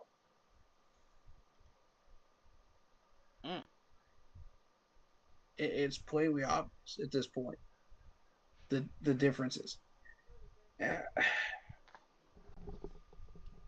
And I haven't even mentioned the press conferences. He'll turn three questions into a marathon answer that'll take up the entire press conference. And I'm like, are you serious, dude? Like, he'll give specific examples of, oh, this wide receiver was an X receiver, in this certain formation. It's like, bro, shut up. You're giving away the entire game plan to the other team. You do realize there's NFL scouts sitting in that room, right? You do realize that NFL scouts read these articles and listen to your press conferences so that they can pick up stuff. You do realize this, dude, right, Brad? Yeah. Right? I don't think he does. Keep Pounding says, so majority of the time when Bryce audibles, is it Brad's play call? I just want to understand who's calling plays. Not necessarily. Sometimes it'll be Dave Canales' calls. Like it, if it starts out trash, like it did in the Saints game, it's Brad Isaacs. I, I'll If s- it's I'll say the this. majority of the game, Uh huh. the majority of the games, it's been Dave Canales. Um, and it started once we started figuring out this offense against the Falcons. Mhm. That's when Dave Canales' play calls took over because it was just like, okay, we know what we're doing, but and then for some godforsaken reason, we decided to hand the playbook to Brad Isaac for the Saints game. It's like, here you go. This should be an easy win for you. Let's see if you could do this. Let's see if you can handle your offensive coordinator job. And can't handle it. So so Back to per my play calling. so personally, here's my thing. I do believe that Dave Canales is the main play caller. Now, as far as Brad, I mean, cause let's keep it real. I know they said when he got hired or whatnot that he was not going to be calling plays. I don't believe that for one single bit. Cause I'm sorry, I don't know of anybody that's taken on an offensive coordinator position that's never called a play before. I don't believe that. I'm sorry, but I don't believe that. Welcome to the first one. I, I'm I'm sorry, but like, how Welcome to how the first one in Carolina how could because some? Brad Isaac is the one. But that's my thing though. Like, how could somebody get hired for an offensive coordinator position in the NFL and has never called a play? Like, Okay. If you go back and you look at Peyton Manning's second year on, uh huh. these were not, these were just basic bare bones plays that Peyton said, okay, I've got my own playbook. We're going to run this. Your offensive coordinator is basically a pencil pusher. Let's call it what it is. This is my offense. You know what I mean? Mhm. Tom Brady was the same way. You know, Mm. he wanted to run his offense the way he wanted to run it. So no matter what that offensive coordinator called, it could be a basic draw play, and he just audibles out of it and does what he thinks is best with it. So I mean, Hmm. there were a number of times where Tom has done that. So it this is not the first time that this has happened. It's John Elway was like that too. Interesting. Yeah. Um, Keep Pounding says, do y'all think if we make the playoffs or close to making the playoffs, do you think Brad stays? Well, you already know how Corey feels. He wants him gone. It won't matter how I feel. It just matters what they do. You know, if they think that we made the playoffs, they're gonna magically give Brad Isaacs the credit, for his part of it. When he didn't actually do anything, Mm-hmm. he was just a numbers guy, and it's just like, okay, well, I could walk in there and do numbers and call you. call this stuff out, Yeah. and And say, oh yeah, this worked 50% of the time. Let's try this. It's like anybody yeah. can do that. And Average Joe on the street that's eating potato chips on the couch could do that. and to answer your question about where did is it came come from? So he's a wide receiver. He was a wide receiver background. Yeah. From Durham, North Carolina. He played at Lehigh College, and then he played at Wake Forest University. So he was a Demon Deacon. Um, when it comes to coaching, he's been a graduate assistant for Stanford. Um, and then he got his first gig in the NFL as assistant wide receivers coach for Seattle. He was with Seattle for a long time, just like, when you think about it, Dave Canales, goes back to his roots in Seattle. But he was an assistant wide receivers coach, assistant quarterbacks coach, and offensive quality control coach, um, and then a wide receivers coach for Tampa Bay, and then now offensive coordinator. Okay, so people touted him because he was a wide receivers coach in Tampa Bay. That was the main hype that I heard when he was hired. Now, just because you have been in all those positions doesn't mean you can come up with your own successful playbook. Mm-hmm.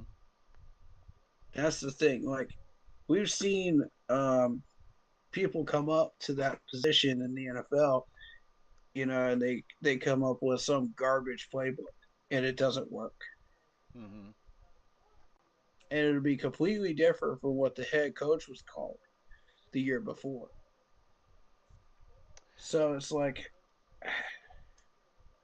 I don't see it with Yeah, Brad. I'm sorry, I don't. yeah. Keep I don't pound. see why everybody still likes this dude. Yeah, keep pounding USA. He was a wide receiver coach originally. Yes. Yeah, and that's good for him. I appreciate his success and I respect his success. Doing what he did. But that doesn't make you an offensive coordinator. You actually have to come up with a working playbook in the NFL because guess what, folks? The NFL is a what have you done for me lately league. This is true. If you haven't done anything lately and you come up with trash playbooks, you're not an offense coordinator. I'm sorry, you're a glorified pencil pusher. Prove me wrong. Show me that you can be an offense coordinator. Show me that you can come up with plays that work, for a good 50% of the time at least, bare minimum. Otherwise, you are not an offense coordinator and you will be fired in the NFL. Oof. Period. How many of those guys actually keep their jobs after the end of 2 years? Not many. And 2 years is being generous because some teams will get rid of you, yeah, after 1 year. Yeah, that is fair. I just I mean, offensive coordinator. That's such a big responsibility, and it's just like, Yeah. Mm-hmm. I mean, and like I said, I don't. I assume because of the fact that these two have worked together for so long, I don't know what kind of like closeness or insight that Brad may have gotten, but I don't know. I was just under the idea for Canales to, step in as head coach and bring him on as offensive coordinator. Like I kind of expected more out of him. You know what I mean? Like that's my whole thing. I kind of expected more because I mean, when you look at position coach and you go from that to a coordinator, that's I've always felt like that was a pretty big step going from a position coach to a I'm coordinator. not expecting anything. When these guys step into their roles, you either do your job or you don't. It's that simple. You either get the job done, you're paid what you're supposed to be paid, or you don't. And you suck, you still get paid, but then you get fired.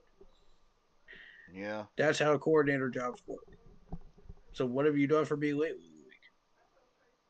It doesn't matter what your background is. Your resume could look spot clean, but Hmm. as soon as you step into that coordinator job and you fail to do that job even once, bye bye out the door. Look at Steve Wilkes in San Francisco. Yeah, Great example. yeah, that's fair. You've had so many of these offensive coordinators and coordinators come and go in New England recently too. Is another great example. Um, Yeah.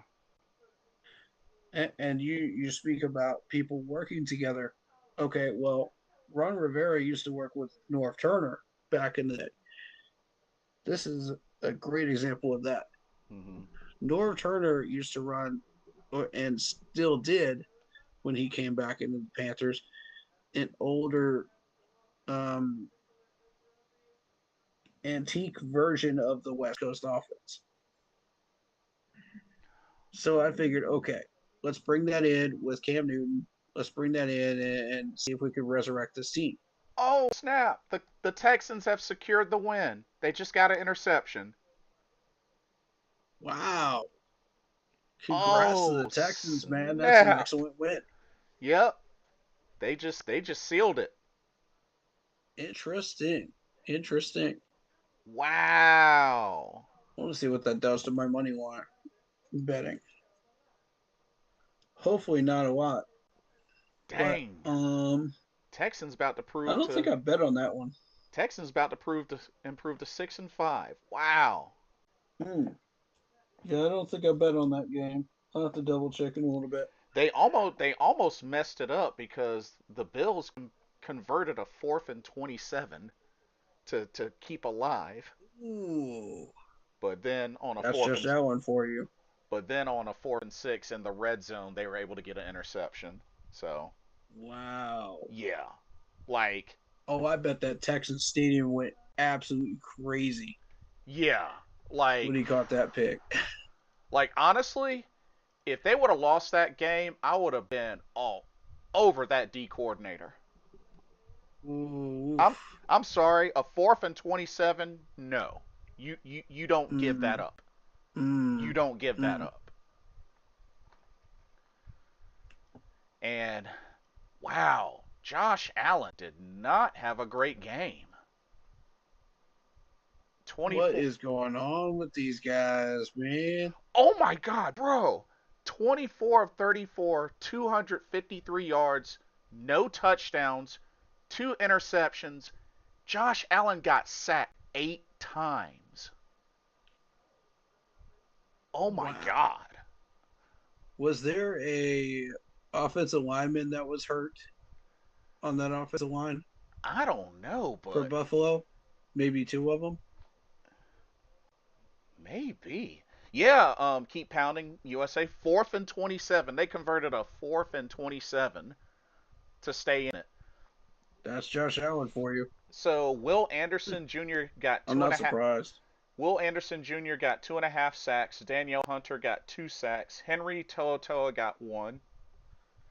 Tim Settle Jr. got one. Dang. Derek Barnett got one. And Mario Edwards Jr. got a half a sack. Goodness gracious. Mm, mm. Dang, the reigning MVP did not look like an MVP tonight. Jeez. And they also got blown out by the Dolphins 2 weeks ago. Don't forget that. True. But one thing's for sure, James Cook got his in. 17 carries, 116 yards on the touchdown. So we're talking about the Bills, who pretty much have control of the North right now with New England with a 7-3 record. You're still dealing with the Steelers, the Patriots for the division lead, the Eagles, and the Jets as far as major contenders that could stop you from succeeding. Which, if Josh Allen continues to ball out, then those teams should not be a problem. But you know, it would then depend on New England with their soft schedule, what they're going to do. who wins that North, Hmm. that AFC East. My mistake. Um,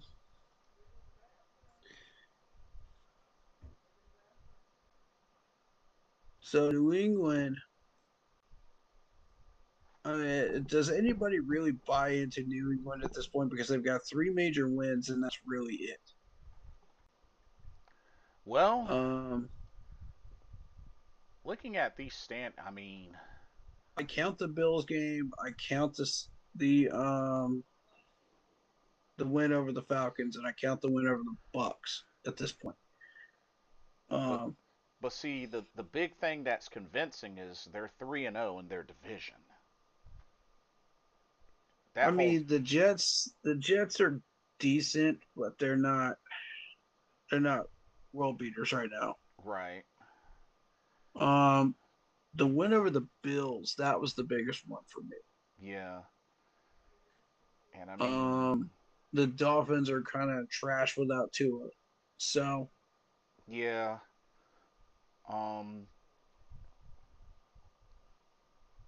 let's see, but yeah, so honestly, New England's looking to be the favorite unless they just collapse and the Bills can make a comeback. But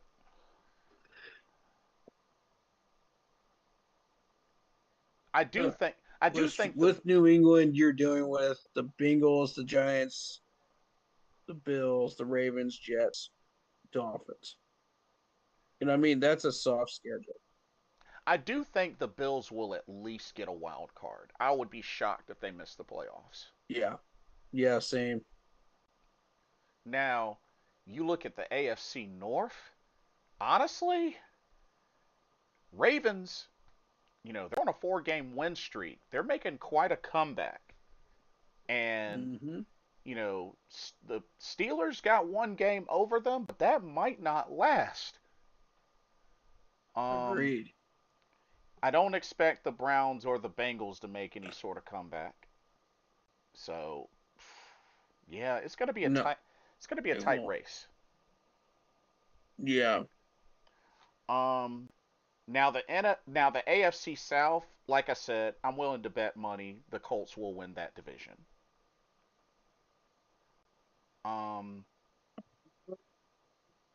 it will be in Houston's starting to creep up there. although it will be interesting to see if Houston can make a push to possibly sneak into a wild card. Same thing with Jacksonville. Because now I believe that's now four, no, three straight wins for Houston. So that's big. Don't count your chickens before they hatch, my friend, because you got the Chiefs coming up for the Colts. You got the Texans who are hot right now. They Yeah. just got that big win over Buffalo. Jaguars, they should beat the Jags. And then you got a game in Seattle on 12-14. Then the 49ers. Yeah. Soft game against the Jags, then the Texans again in Houston. Yeah, it's going to be tough, but I mean, just So I wouldn't go. I would not hand Indy the crown just yet. I'm not ready to do that. Now, if Indy does beat uh, the Texans, Jags, and then one of the two West Coast teams, the Seahawks or the Niners, then comes in and finishes their business, then yes, hmm I would go ahead and give them the crown. But they really need to win that game against the Texans on the 30th. They need to get one of these two West Coast teams in order to secure it. I see. Um, AFC West. I mean, Denver's on an 8-game win streak, so I Oh, mean, absolutely. Denver's been on a tear. honestly, Denver could end up being the team that finishes with the best record in the AFC. Which is crazy to me because if you look at it like the comparison from last year, Right. What in the world? There's no. It doesn't make any sense. But the Chargers, I do feel will still be a very big name to consider for a wild card. Yeah, the Chargers are not happy that they got blown out by Jacksonville last week. They're gonna make a push. Yeah, and That's gonna motivate them. definitely do not count out Kansas City. Right. This is gonna be a very, very interesting AFC West battle here. And if And it's anything, always fun every year. Kansas City is is trying their best to avoid missing the playoffs, which is something that has not happened in a very long time for Kansas City. So, Hmm.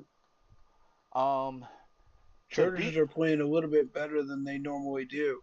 So this could be an opportunity for the Chargers to cash in and knock them out.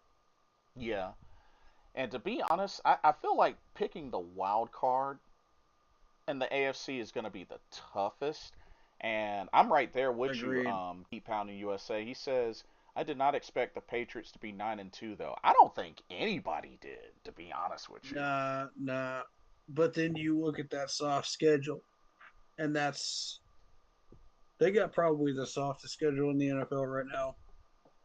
And see, they're two on an 8 game win streak, just like And Denver. that's not taking away from the talent that they do have because Drake May has been absolutely slinging it. Hmm. He's got weapons. They've Yeah, got a decent defense going there. Because otherwise, how would they get a win over the major opponents that they did? yeah, You know, against Buffalo, that takes talent to be able to do that. So, right, is this a legitimate team or is this just a team with a soft schedule? And oh yeah, you walked into a few big wins, yeah. and then these teams are back to where they were going. All right. Now for the NFC. This is where it gets a little tricky. Mm, The NFC East, I mean, in all honesty, I think Philly has it. I really don't see the Cowboys, Giants, or Commanders making any surge to win the division. I think the Eagles should have it. I think it's gonna fall this way. I'm looking at the Eagles taking that division. Yeah. I'm looking at the Cowboys and Giants fighting for a wild card spot, possibly. Dallas would probably fall off the table this year and give way to the Giants. The Giants have been playing a few really good games this year. Well, They've been playing a little bit over their heads and they've been getting the wins. well, So well. The Giants are 2-9. yeah, So for those two wins that they did get were major ones. true, that is true. And that Um, schedule is still open for them because they do have the Lions this week. I mean, they've been on the verge of success every week. That's yeah. the thing I'm trying to point out is they're that close to the glass ceiling. All they have to do is just break it. You know what I'm saying? Yeah. And you got to think, okay, 34-24 against the Niners. Against the Packers, 27-20. You know, And against the then Broncos, 33-32. there's the whole thing with, they're going to have to get a new coach, going for next Yeah, season since they yeah, fired Dabble. So, yeah. yeah. So the Giants still have the Lions, the Patriots, the Commanders, Vikings, Raiders, and then Cowboys. So I see Dallas. Yeah, I stand corrected. I see Dallas in second spot. I don't see that changing. Oh, dude. I just saw how the Bills converted Battle that. for third place. I just saw how the Bills converted that 4th and 27. So, it was a middle of the field pass and it was a catch and cross lateral, and the dude had Hmm. enough open space to get the first down and then more. Oh, that's gotta hurt. That's soft nickel and dime defense. Yeah, because dude had a lot of field to work with after he did the lateral. All right, Houston, what did you learn from that? Don't do that anymore in those situations, right? I I think they must have had like a prevent defense and was expecting a. But the thing was, I don't know why they would expect a throw to the end zone when they had 53 seconds left. Exactly. Oh well. But I mean, they didn't give up the score, so I mean, hey, it is what it is. Yeah, Um, yeah. the You live and NFC learn. the NFC North. This is where it's really interesting. So you Oh, got and shout out David Screws because he said the Texans just beat the Bills with a backup quarterback. Ouch. well, to be fair, Davis Mills has been playing good. He's been Yeah, playing good. yeah. Oh no, you're perfectly on time, David. You're good. Uh, Um, Jeff so asked, what's going on with the 49ers kicker? Not sure um if he's hurt. he's day to day. It's day to day. Yeah, But word is he will not play Monday. right. Um NFC North. So the Bears at the top right now, 7-3. Packers 6-3-1. Lions are 6-4. Bears got the lead, but it's they barely have the How lead. long? How long will they keep that lead? Because you got a resurgent Packers team that their defense still sucks, but their offense is still what Yeah. they're still doing what they do. And I mean, the Yeah. If you notice, the points for is 240 uh, for the Packers and 196 against. mhm. And I mean, the Bears are on a 3-game win streak, so I mean they're doing a little something something. They're doing a little something Mm-hmm. something. Um, but yeah, Don't count out the Detroit Lions in that wild card race. yeah, and they're still very much in it to win the division as well. Like that NFC North is probably going to come down to the last week of the season. I would Mm-hmm. not be surprised. Mm-hmm. So, I mean, and then unless I mean the Vikings are 4-6, but if they can get on a comeback, but they're kind of in a holding pattern with Yeah, I no don't see it. McCarthy I don't see it. and Carson Wentz. Oh yeah, Carson Wentz is their starter. Ugh, Right. ugh, ugh. Say no more. Um, NFC South. I mean, We Carolina know Pan where we stand. Carolina Panthers creeping up on that back door of the Tampa Bay Buccaneers. Just they are the And these are the two scenarios I see is that if we manage to uh, beat two out of the three West Coast teams, we beat the Saints, and we either split with the Bucks or we take both the Bucks games. Those are our two options mm-hmm.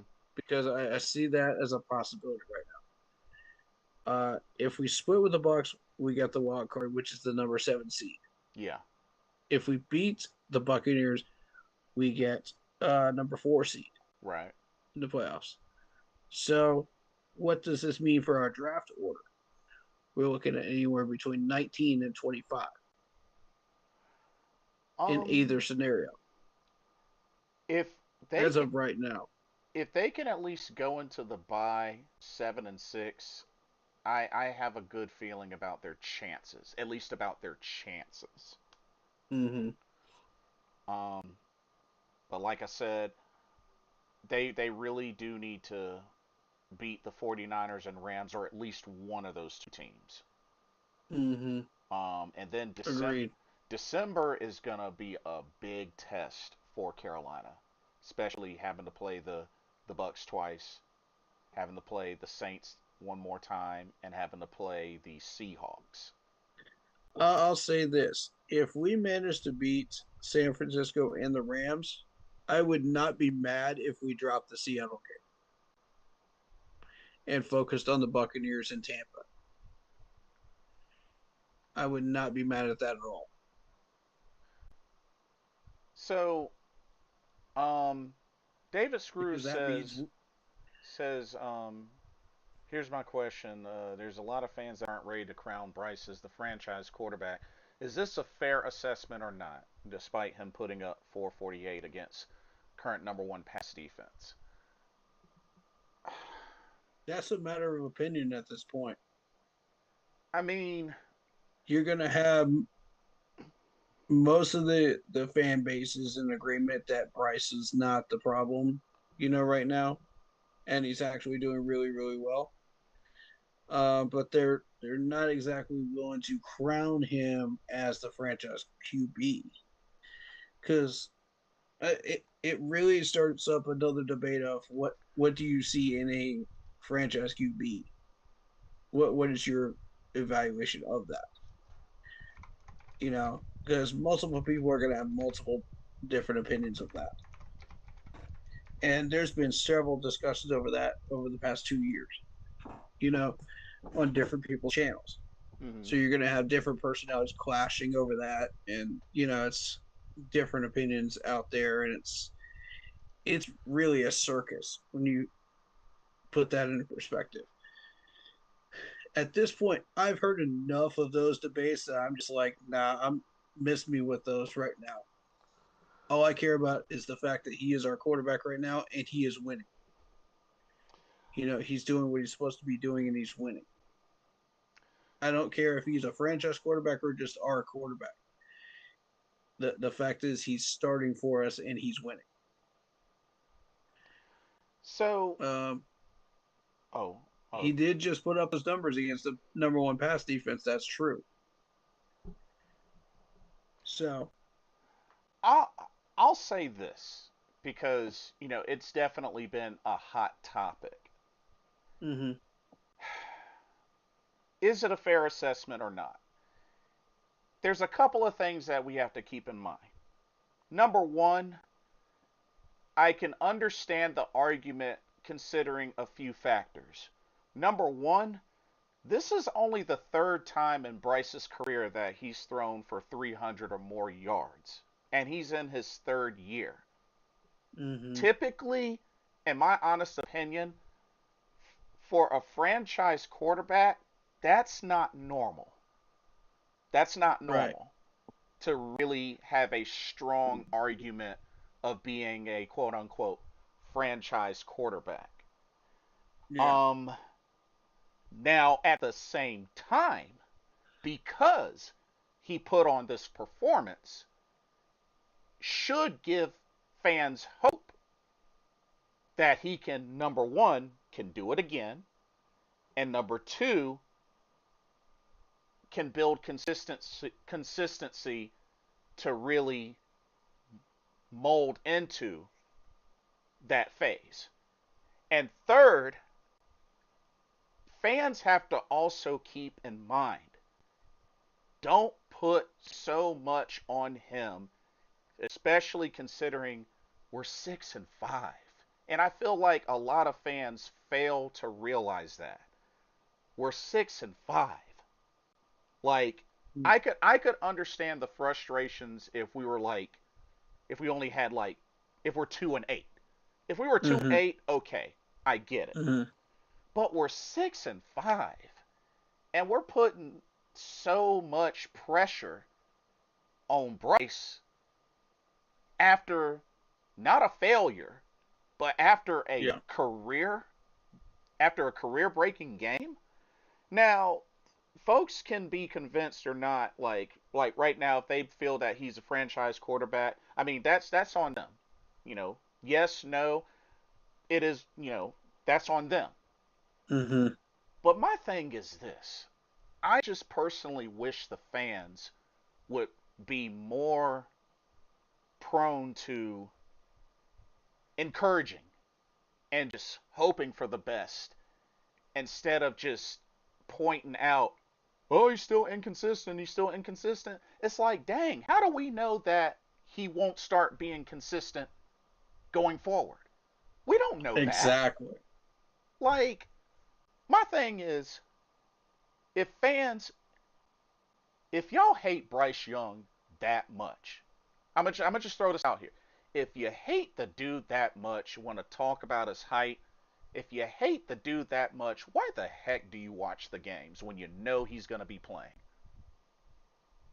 Why? And Solid point. and it just and it bothers me. Another big reason why it bothers me. Let's keep it real. We had so much of this bad talk back when we had a certain somebody who was a much better quarterback than Bryce Young, and we still Mm-hmm. have the same type of hate. Sure, it might not have been just as much as towards Bryce Young, but it still Same people. but it still existed. Why? Why? Same people. And see, that's why a big part of me feels like if this franchise were to finally win a Super Bowl, would we fully appreciate it? Would we fully appreciate it? I Because think most fans would, and the but the reason Bryce haters would not. and the reason why I put that into perspective, I think a lot of these fans, and this to quote the movie White Men Can't Jump with Woody Harrelson and Wesley Snipes, good movie. Mm. A lot of these fans, I'm willing to put money on it, would rather this team look good first and win second. Mm. I truly believe No. that. And No. if I'm wrong, so be it. But it's like, why does it necessarily have to be every game we just run up the score? That's not normal. This is the NFL. This isn't Like, put down this your Madden controllers. It doesn't work like that in the NFL. exactly. This is not Madden. I'm sorry. I've Just said because we had a successful 2015 season where we were decked out with tons of talent doesn't mean we can do that again. yeah. And not to mention like you With the have to talent that we currently have, you you are have misdiagnosing our talent levels. and not to mention you have to also expect that opposing teams are going to make adjustments. Right. They're going to make adjustments. I'm sorry. Exactly. I'm sorry. If I'm out there and we're like running up the score consistently on every team we go up against and the NFL, where the best play, I'm going to have to wonder some things about whether this is legit or not because once again, that's not common. It's not. I mean, how often do you see a team go undefeated in a season? There's a reason why it rarely ever happens. This is the NFL. Yep. You know, and it's just like, honestly, I say this once again. What big of a difference is it from a team winning the Super Bowl undefeated versus the team winning the Super Bowl at, say, 7, 8, and 1?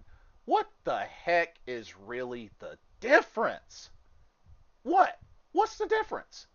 What's the Agreed. difference? It all counts the same. Exactly. It's wins and losses.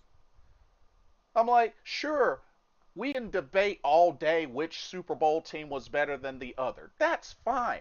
But it doesn't make it any less impactful of one team that may be a weaker Super Bowl team than the other. They both won a Super Bowl. And just because he put up 400 something yards last week doesn't mean he's going to do that next week.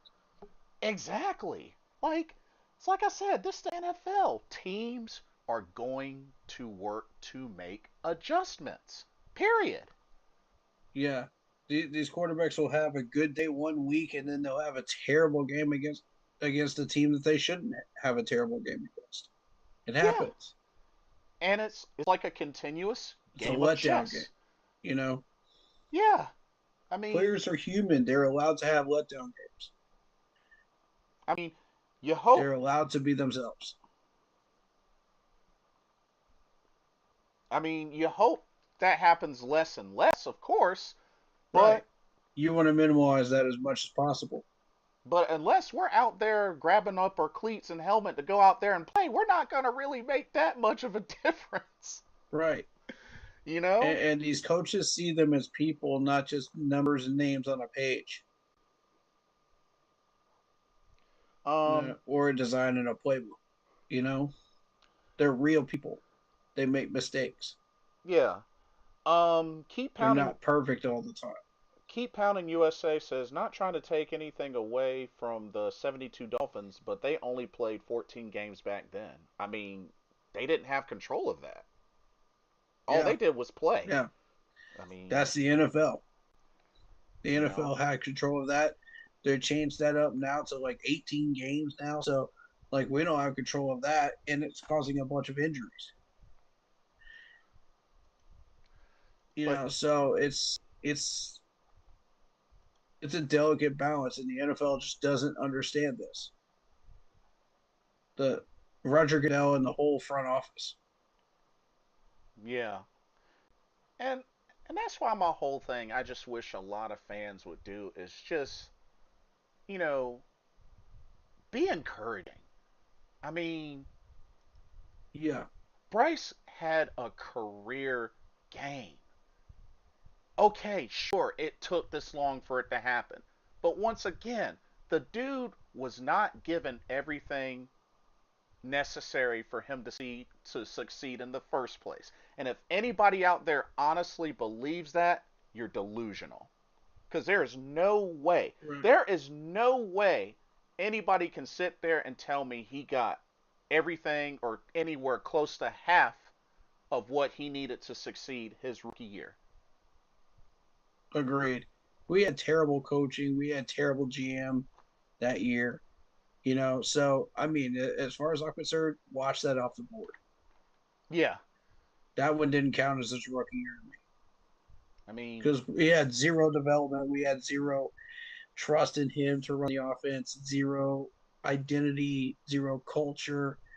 We didn't even know what our playbook even looked like. It was a jumbled mess of, oh, let's just put the Misfit of Island of Toys out there and just see what happens. yeah, Open the toy chest. Let's just see what pops out of the box. It's like, what the heck? That's not a way to run a team. I'm sorry. No, Matt Rule, that's not how you run a team. yeah. And that's why this man doesn't have a job in the NFL anymore. And it's like I said before, just with history, with the Bryce hate and whatnot. At the same time, it doesn't really surprise me because there was just as much amount of hate towards a certain other player that was much better. Just saying. Like, Yeah.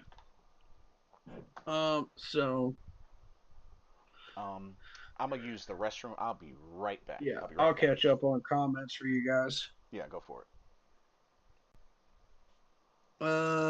David Screw says he just put up 448 yards against the number one pass defense. Yes, he did. But can he repeat that? You know what I'm saying? Like, I don't see that happening, you know, more than once a season at the moment. But he could surprise us. You never know. Um, it is a weird season. It is a lot of weird things have happened. We just saw the Texans beat the Bills. So who knows? But right now I don't see it. Jeff Haverko says Bryce will get one more year. Andy is the problem. I agree with that. I think that's the right move to make. We got to make enough room on the cap space to give him the option for sure. David Screw says what I've seen last game was different from what I'm used to seeing. He was throwing darts all across the field in deep passes. I think Canales finally trust Bryce. That man was audibling a lot also. Yeah, and that's that offense finally opening up. in being where it should be. Um, what you saw with the Falcons just playing a terrible game as well. So it was a combination of both. Um, their secondary was just not on par with what they've been doing all year, and it showed. Um, Sometimes these teams can come in with a certain identity and come out with a totally different one, in games like that. And that's what happened to the Falcons defense. So, and Bryce took full advantage of that. Kudos to Bryce on that. Uh, if they stop the run, I feel like we can shred teams now. I mean, I wouldn't say shred teams. I would say we can be very, very competitive. I wouldn't say shred teams, though. We've got a tough schedule coming up here. We've got three West Coast teams. We've got the Buccaneers twice. You know, um, All right, I'm back. so shredding teams, I don't see that. The Saints maybe, but shredding teams, no. Um, Almost every receiver was getting the ball. He was spreading the ball like smooth butter. I just have the feeling the offensive ranking will go up. Yeah, the offensive ranking will definitely go up. The fact is, again, you're dealing with a defense that had a certain identity going in 2 weeks before, and then they came out with a totally different identity because they played terrible ball. I mean, we've done that before ourselves. So, you know, it happens a lot in the NFL. You come in with a certain way of doing things and you flop, and then you come out with something totally different. We have the talent. Yes, we do. Indeed, I agree with that. Ted had 8 receptions for 130 years, 130 yards. My bad. Yep, sure did. Um, I get where you're coming from, guys. I'm just saying I see something different. Fair enough. Fair Oh, we enough. Everybody's got their own different opinions on this stuff, and that's fair. You know, we love out of the box opinions. We love, you know, throw us some we haven't heard before. You know what I mean? I love that. I love having these debates that opens the door for interesting conversations. I see something different too. The resurgence of Bryce Young. That's what I Yes. saw Yeah. after that Falcons game. That dude Yeah. went off. And we all know these guys have the talent, especially Bryce. Um, what got my attention with Bryce right out of the gate when I first saw him in training camp was that 2 minute drill. That 2 minute drill. And the last person I saw run that same 2 minute drill the same way he did was Cam Newton with that much accuracy and that much precision and that much clock uh, management. Hmm. And that was his first training camp. That was the first week of him doing 11 on 11 drills, by the way. And he ran that 2 minute drill like it was clockwork, dude. I was like it was buttery smooth. I Hmm. was like, okay, we've got something here. How do we develop that? You know, Yeah. what's the steps we need to take to develop that? Because I want this man here. Anybody that can do that is staying. There you go. Because how many good quarterbacks have we had that could say that they could do that in the past 10 years? Yeah. No, not Baker, not Sam, none of I think if anything, this performance sparks something to definitely keep an eye out for. them. Especially that on top of the Panthers' record. Like, like I said, you know, we'll see how the rest of the season plays off. But one thing's for sure, Bryce has been improving over each year. It Mm-hmm. shows in stats and it Mm-hmm. shows in record. Mm-hmm. I mean, he may not have the best record that he could have had, But the fact of the matter is, we're seeing improvements. And as long as Right. there's improvements, like, there's reason to keep him around. Yeah, he's got to keep it up, of course. But of course, at the same time, They're this is giving him opportunities. That's the yeah, biggest thing.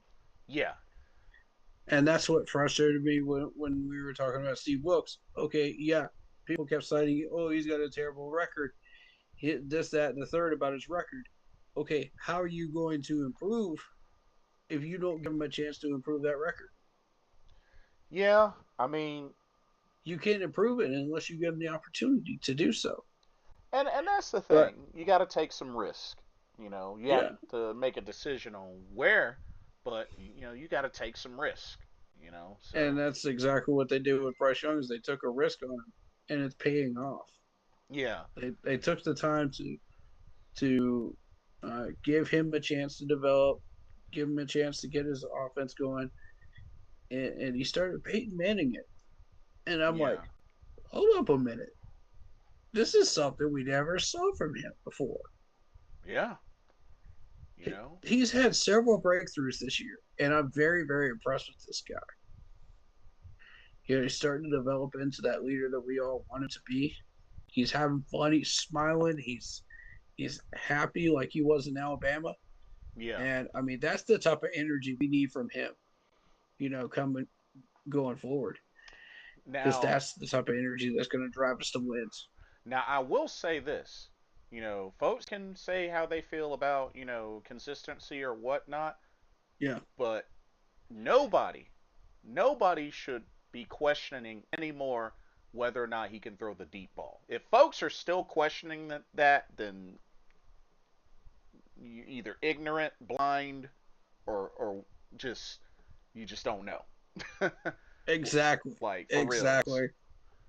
Like there shouldn't be any more arguing about whether he can throw deep or not. He settled that at that Falcons game. He settled that argument. Period. End of story.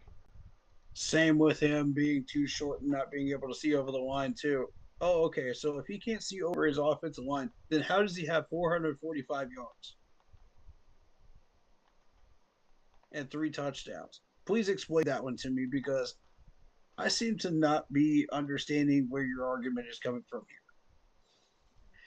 Guess who also did that? Russell Wilson. And he's got a Super Bowl ring. Yep. He should have two if it wasn't for that stupid call with Marshawn Lynch. It just goes to show, like, goes back to what I was saying before. Y'all should have known he was gonna get drafted into the NFL. He won a freaking Heisman Trophy. Like, Yeah, yeah. y'all could I have. didn't hear anybody complaining about the fact that he can't see over his offensive line or him being a little kid then. Yeah. I mean, Not a y'all. single person was complaining about that. Only our own fan base was complaining about Yeah. I mean, dude won a that. Heisman Trophy and a championship. Like, of course he's gonna get an opportunity in the NFL. Like, duh. Mind you, these are the same people that were complaining about Cam Newton saying, oh, he dresses tacky. Oh, he dances weird. And he's getting touchdowns. He's getting wins. What are you complaining about?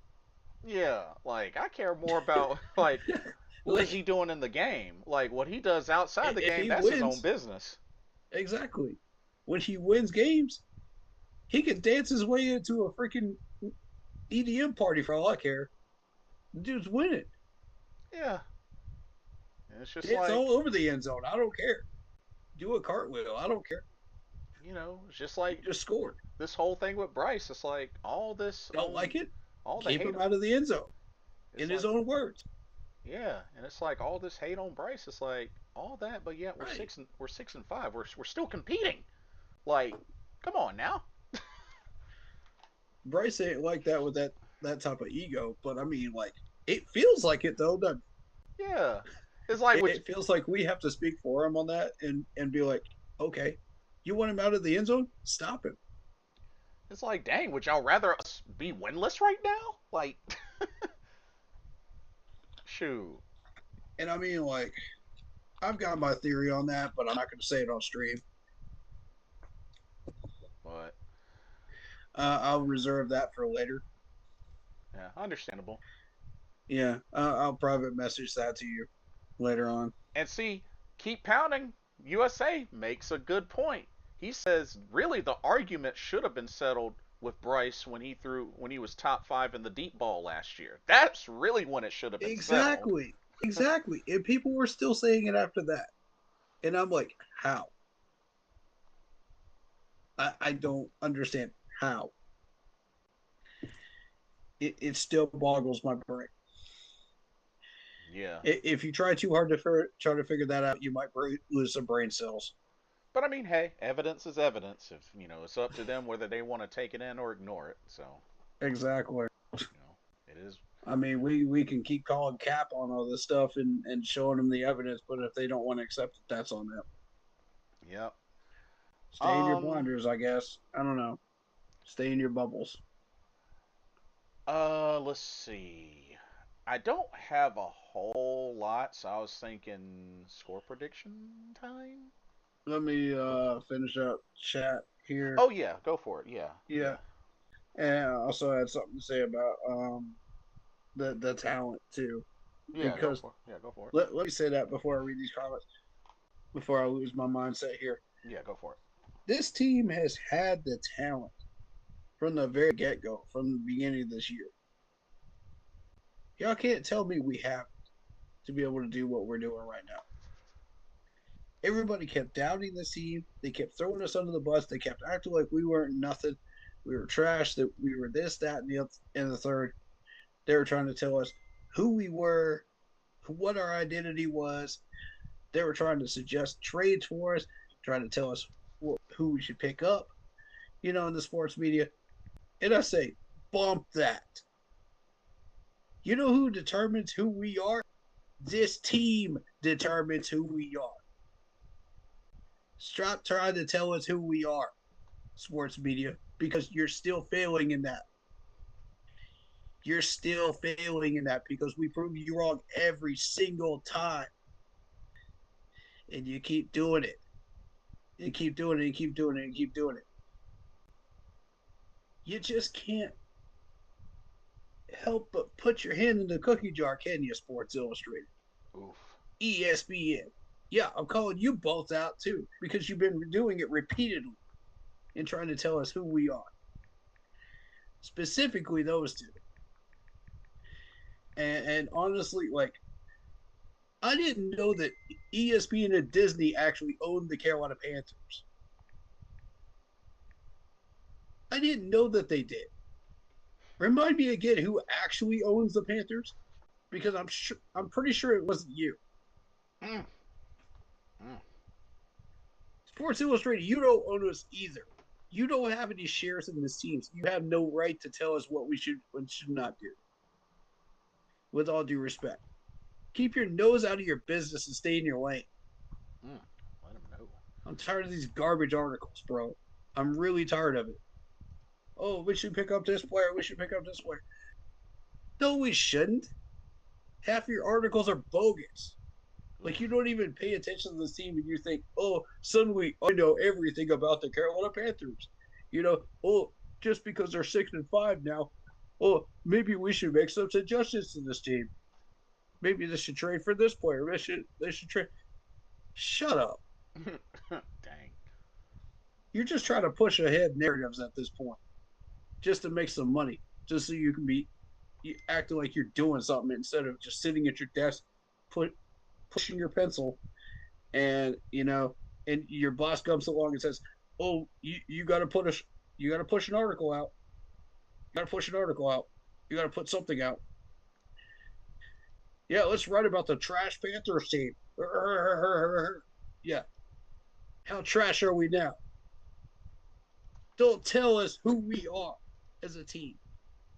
We tell you who we are, and we show you who we are on the field, And we're competing.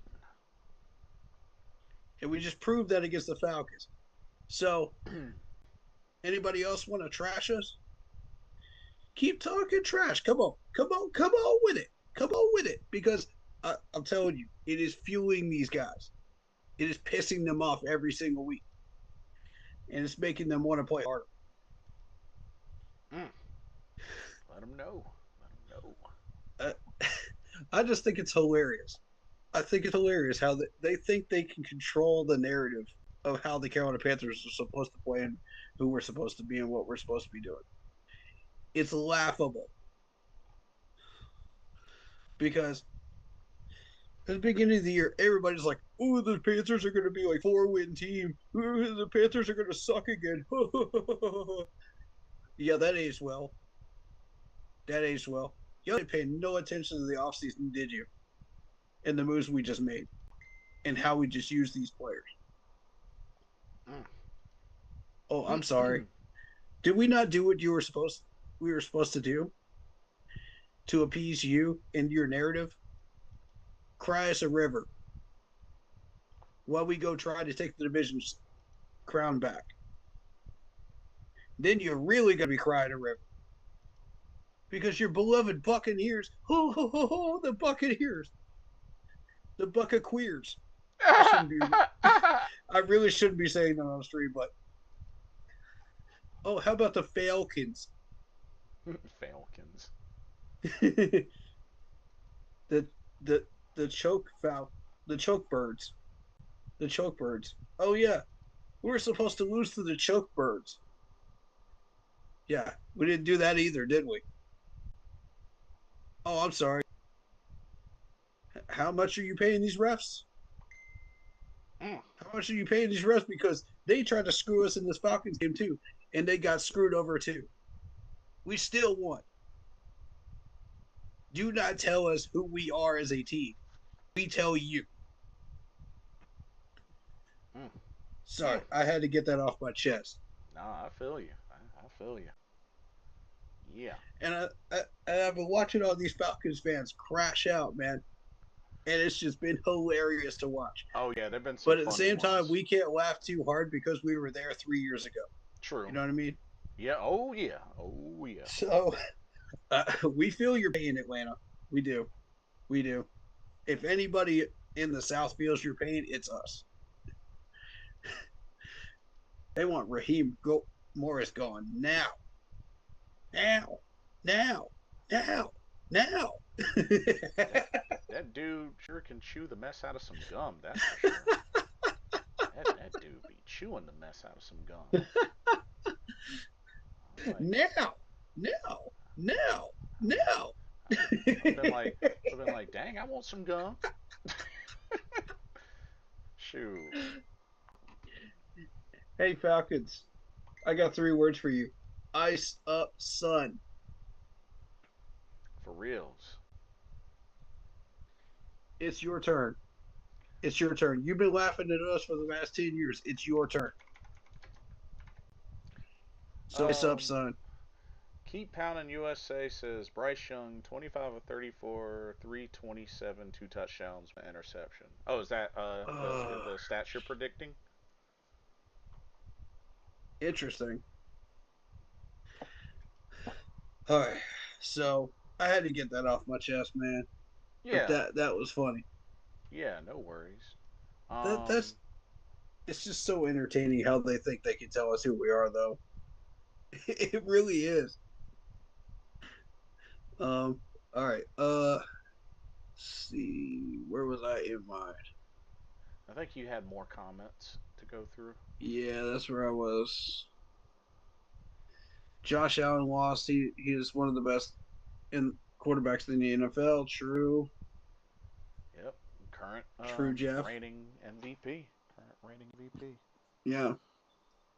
David Screw says we had 5 players with awards. Keep that in mind. Only team with 5 awards with 5 players in one game in the NFL. True. Yeah. I guess Atlanta. He threw the deep ball like nothing against that number 1 pass defense. Beautiful sign. Yes, he did. Yeah, it's a beautiful sign for his growth. Absolutely. Yes, he did. Um, that game should shut up the haters for not being able to throw deep. At the same time, I feel like they finally opened the playbook for Bryce last week. Just my opinion. That plus Atlanta was playing a terrible game defensively too. You had players out of position. You had players that weren't making tackles. it was just Atlanta fans are just screaming for the entire staff to be gone. You know, that includes the defensive coordinator too, who, Yeah, ironically enough, has been doing a decent job this year. So any team can have a bad game, you know, and come back to the next game and do well. and I've been very happy with Tetaroa McMillan. We got a number one in him, that's for sure. Absolutely, that's been a consistent for us. And if you see it as a consistent number, you know that that's something we can go ahead and say, yeah, he's number one wide receiver. The offense didn't feel predictable last week. Hopefully that makes sense. Yeah, because Brad Isaac wasn't calling the plays. That's why. Bryce Young was. Total 180. Interesting how that works, isn't it? All you Brad Isaac supporters. Isn't that interesting? Put that in your pipe and smoke it. Um, Keep Pounding USA says, I wonder what CMC is going to do with this game. I expect him to at least come out and fight like the CMC that we know, but Yeah. it's up to us to shut him down. But he's I, gonna bring it though. He's gonna bring it. I think it'll be under 100 yards rushing, but it'll still be a significant amount, probably somewhere between 60 to 80 range. Yeah, Matching the parlay right now, which is like 77 something. Um, and then you've got the receiving yards. right. Good Um, point. I'll say about 40 to 60, somewhere around that range. Hmm. Look for him in screens, stuff like that. And But he'll he's be he'll be a problem. and he's going with 23-14 Carolina. Um, are y'all going live on Monday night? Yes, we are. On my channel, we are. Of course they will. Then thanks. Yeah, no problem. No problem. Yeah, we always go live on game days, game nights. When it comes to Panthers games, we do live reactions to every game. We do previews for every game. Um, yeah, Jeff is new, so give him some love and support. He's not used to this on my channel. Let's see. And sometimes we'll have like celebration streams, like the Focus Friday celebration stream, Right. to celebrate that stuff. So, which is a celebration stream focused on that first Focus Friday on, against the Giants in Germany. Is when this team finally came out of the graveyard Oh yeah. and became a team with an identity and a culture again. It's a And good. I want to celebrate that every year because it's important to know Mm-hmm. exactly where we started this journey versus where we end up when we hit that Super Bowl. We're gonna look back at that focus, focus, uh, my dyslexia, first Focus Friday Mm-hmm. that we ever had, under Dave Canales, and say that's where we began. Look how far we've come. Look at the measuring stick, Yeah. Absolutely. and it's gonna get bigger and bigger and bigger every year, and it's gonna feel better and better and better, and it's gonna be a bigger celebration every year. It's gonna feel incredible when we get to the top of the mountain and we get to look back and say, "Wow, we did that. Look at that gap. Look how far we look at this. It's beautiful. There we go. You're at the top of the mountain looking down. You're like, whoa, that's a beautiful view. So it's important to know where we started. True. True. Um, Um. Let's see. Are we ready Hate for? debate, Oh, mad respect. Keep night, guys. Keep on it. Have a good night, David. later, David. I'll hit you up tomorrow. Cool deal. deal. All right. You wanted score prediction, right? Yeah. Let's go ahead and knock out ours first. Okay. Of course, Monday night. Monday night. Mm, I'm gonna say Carolina Panthers defeat the 49ers by a final score of 24-14. I'm gonna say Panthers win 24-21. 24-21, win by a field goal. Mm-hmm. And the difference is going to be the fact that they won't have our Panero. former kicker, Oh yeah, Mr. Panero. right on. Okay, keep pounding USA. He's about to be out too.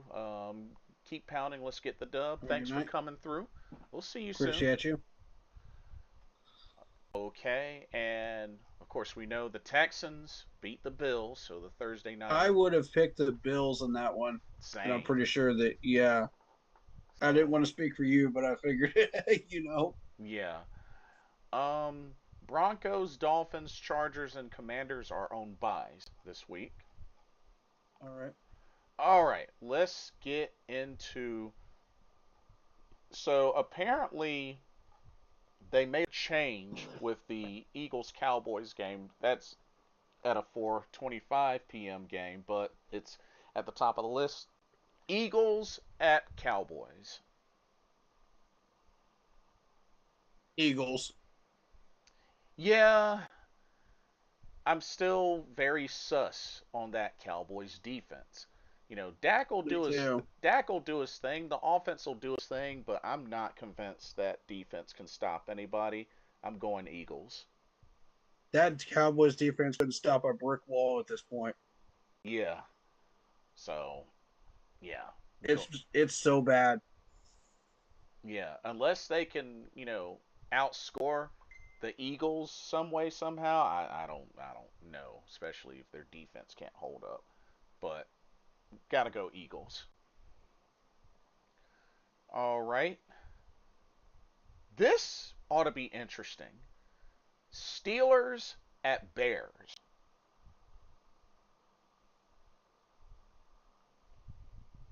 The interesting thing about this game in particular is that the Bears have been playing some decent ball lately. Right.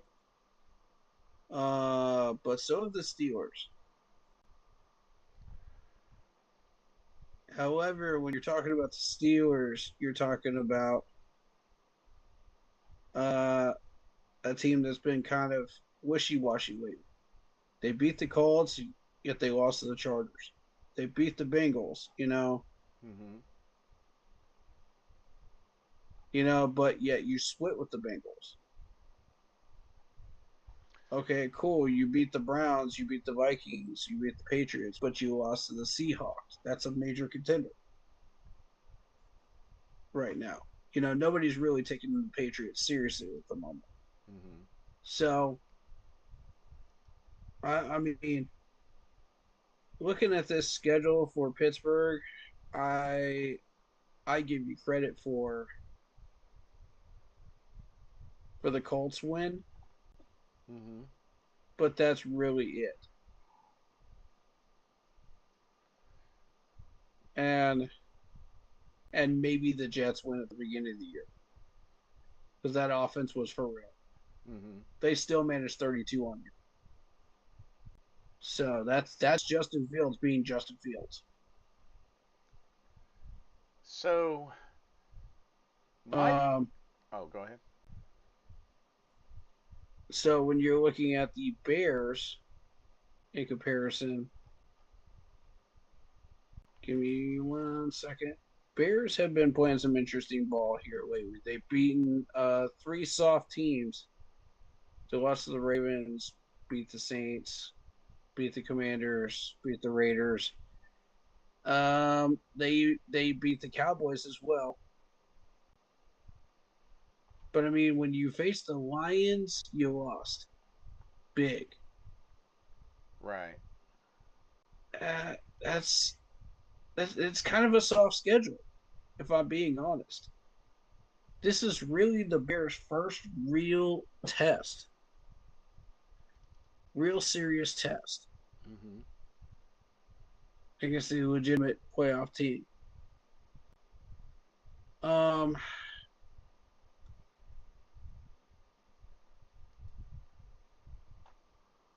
so who's been hurt in in the past weeks? Let me see something. Injuries. Anybody significant at the moment?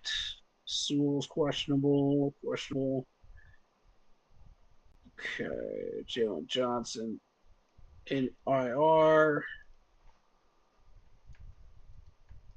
Okay. I just wanted to get an idea of what the Bears were looking at here.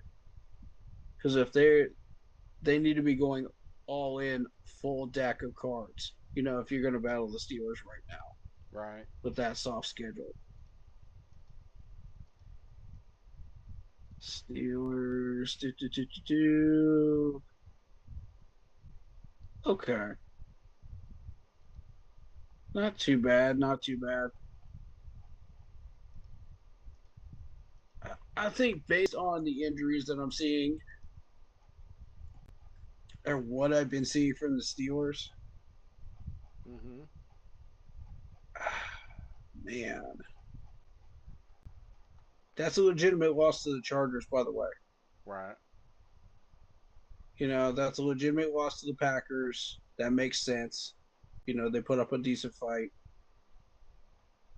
Uh, they didn't really put up a decent fight against the Chargers, though. Chargers just dominated them. I don't like that split with the Bengals, though. I really don't like that.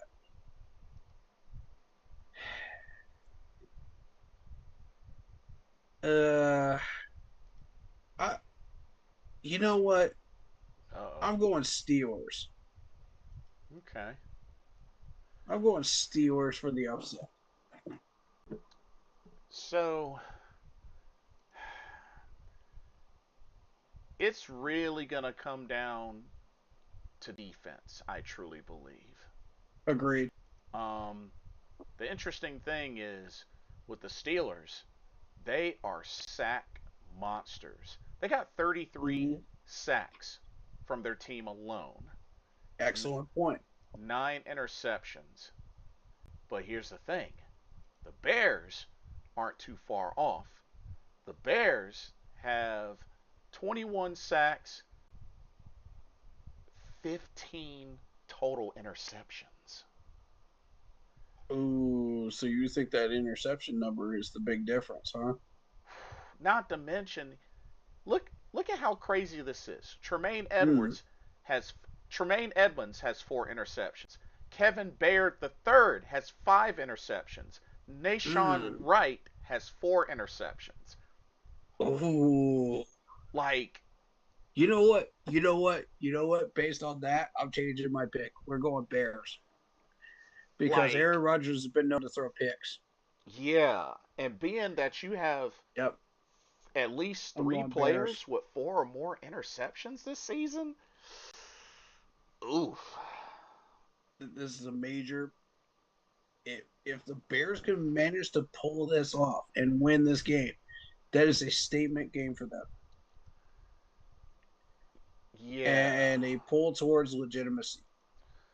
But the main thing, the Steelers know how to get to the quarterback. Yeah, So, uh, it's going to be a low scoring game. yeah, It's going to come down to field goals and interceptions. you know what? I am going to say it's going to be very close and low scoring, but I think the Bears sneak away with the victory. Just Agreed. barely. Barely. But I think they sneak away with the victory. Like, if this was in Pittsburgh, I would go with the Steelers. But I'm giving the Bears the slight edge as the home team. I'll agree with that. Yep. Yeah. Okay. Oh, this next one should be pretty easy. Patriots at Bengals. Patriots. Yeah. Yeah, most definitely. Bengals are trash. Yeah. I mean, they say Joe Burrow potentially returns Sunday, but I really don't think it's going to make that much of a difference, to be honest with you. I don't either. Not to mention, I think Jamar Chase is suspended as well. Mm, So, yeah, Patriots for the win.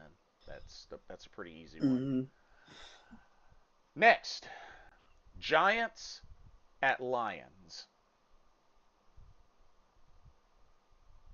This This is one that the Giants really need to take if they want a shot at a legitimate comeback. I don't see it. I'm going But Lions. I got to go with the Lions, though, Yeah. as well.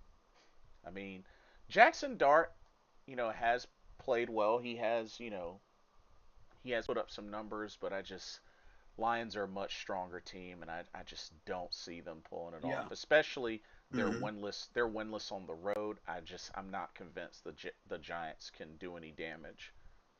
They can come close, but they won't take it. Right, They have enough firepower to keep up with these teams, but they can't win.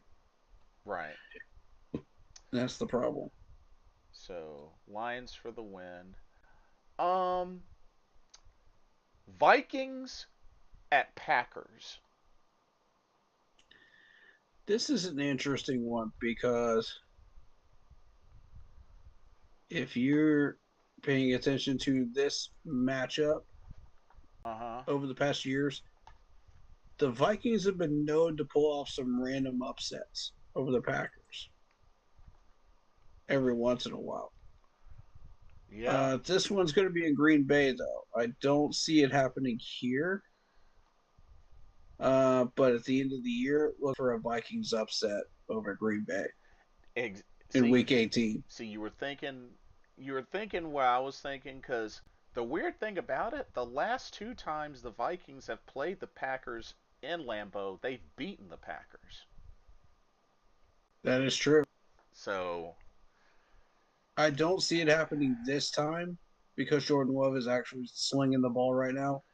yeah, he's been So I mean, if that offense wasn't doing what it was supposed to be doing, oh wait a minute, the Vikings lost to the Bears last week. right. Not only that, Hmm. Jordan Love, I think, definitely deserves to be in the MVP conversation. But what's going on with the Packers? They just put up 27 against the Giants last week. So that offense is back. It is slinging after 2 weeks of not getting it done against us and against the Eagles. Hmm. So yeah, I see Packers. Yeah, I think the Packers will get revenge for two losses to Yeah. the Vikings and Lambeau. So yeah. Keep this in mind. Their running back Jacobs is going to miss that game too. Uh oh. So they may not have a running game, so it may turn into a one-dimensional passing game. Right. So I have to keep an eye on that. And I was betting on Josh Jacobs too, which sucked. I had him for two different categories, and the dude just got hurt. I was just like, "You got to be freaking kidding me!" Oh Lord. Got hurt in the first quarter too, I think. Right? Hmm. Oof. Ugh. Um. Let's see. So we're both going Packers. Yep. Yep. This next one should be easy. Seahawks at Titans. Seahawks. Seahawks. That game's not going to teach us anything. I was looking into the Seahawks and Rams game. I don't have any info for you right now because my subscription for the NFL Plus ran out. So I've got to look back into that again. And I should have some info for you next week on that game. and what we're doing with the Rams. Yeah. Dang, Titans still haven't won a game at home. That's sad. Ouch. Mm-hmm. But we're both in agreement. Seahawks for the win. Now it's about to get interesting. Colts at Chiefs. You know, the Chiefs really need this win if they want to get some legitimacy back. They really, really want this one. And the referees are going to help them out too, Yeah. because that's how that's been. Now, can the Colts overcome that and the referees and minimize mistakes, all while playing in KC? Now, that's a tall order. Mm-hmm.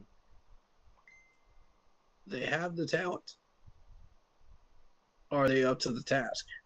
That's really the question.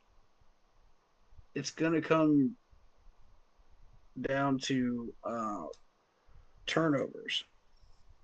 Yeah. And as we know, the Chiefs are very, very good at creating turnovers. Yes. Colts are very, very good at getting the job done offensively. Uh, there's a reason why they're 8-2. You know, look at some of these scores. They look so good. Mm-hmm. You know, they've beaten the Steelers. No. Let me see. They beat the Broncos. They beat Mm-hmm. um, the Chargers. That's two legitimate wins uh, over playoff contenders right now. And they blow out other opponents, you know, as they should be doing. Right. You know, like, such as the Raiders 40-6, you know. They blew out the Cardinals 31-27, you know, so it's blew out the Titans 38-14. You know, you lost to the Steelers by Mm-hmm. 7 points. Okay. So what? So what? You're doing an excellent job right now. You know, you're 8-2. So what? Yep, that's I, true. they beat the Falcons too. So I mean, like, now this is the Colts' major first test right here since the Chargers. Can they come back out here and take care of business? Right. Like I said, tall order in KC. Let's see if they're up to the task. Um, do I buy into the Colts? Absolutely. Um, I buy into that owner. I buy into everything she's doing, taking notes on the sidelines. You know, greeting players, buying fans drinks over there in Germany. I buy into everything that they're doing right now. Mm-hmm. It's working. You know, you can't argue with what works. Um, but the Chiefs have been built on depth and success for a number of years now. So you're walking into a hornet's nest of Chiefs angry players at this point that would love nothing more than to knock you guys down a peg and get back on their pedestal again. Because they just lost to the Bills, they just lost to the Broncos. They are pissed. Mm-hmm. That's going to be a pissed off team right there. Colts, with all due respect, I don't think you pull this one off. I think the Chiefs are hungry enough to get back in this race. They see the Cowboys, they see the Texans, they see two easy games there afterwards, Right. and then they see the Chargers, and then they see an easy Titans team they can take advantage of.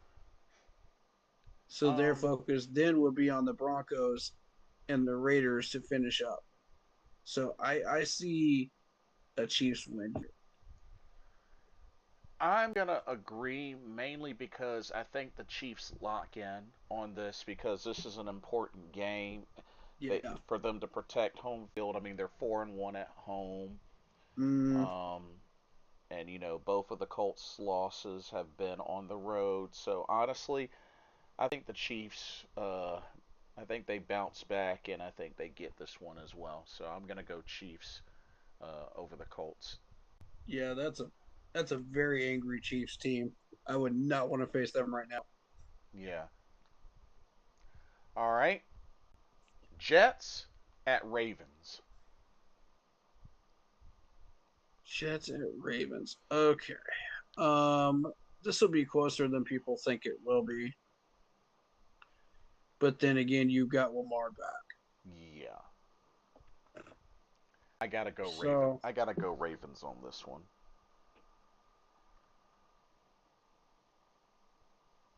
um, Ravens have been on a 4 game winning streak.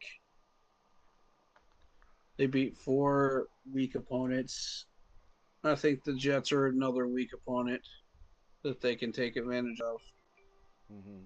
But the reason I say it's going to be closer than people think is because Justin Fields' offense is still cooking. You know what I mean? Yeah. Like, regardless. I mean, you look at the last 3 games, they put up 39 against the Bengals, they put up 27 against the Browns. And the Patriots defense knocked them down to 14. So that offense is going to come back strong against the Ravens. So it's going to be tight for a bit. Hmm. But I am going to go Baltimore. Again, you don't want to mess with the Ravens in Baltimore around this time of year. It is extremely dangerous. You're not going to come out of that with a win. Right. So, yeah, Baltimore for me. Same. This next one, oh Lord. Battle of 2-8 teams. Browns at the Raiders. Raiders. This might actually be a winnable game for the Raiders, believe it or not.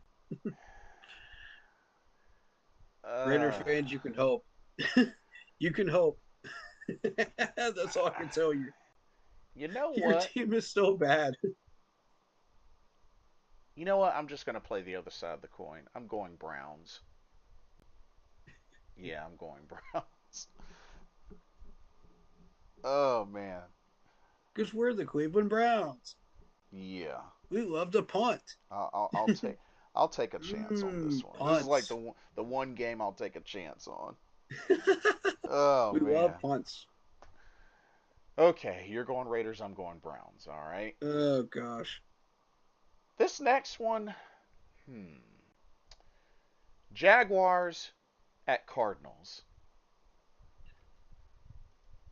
Jags.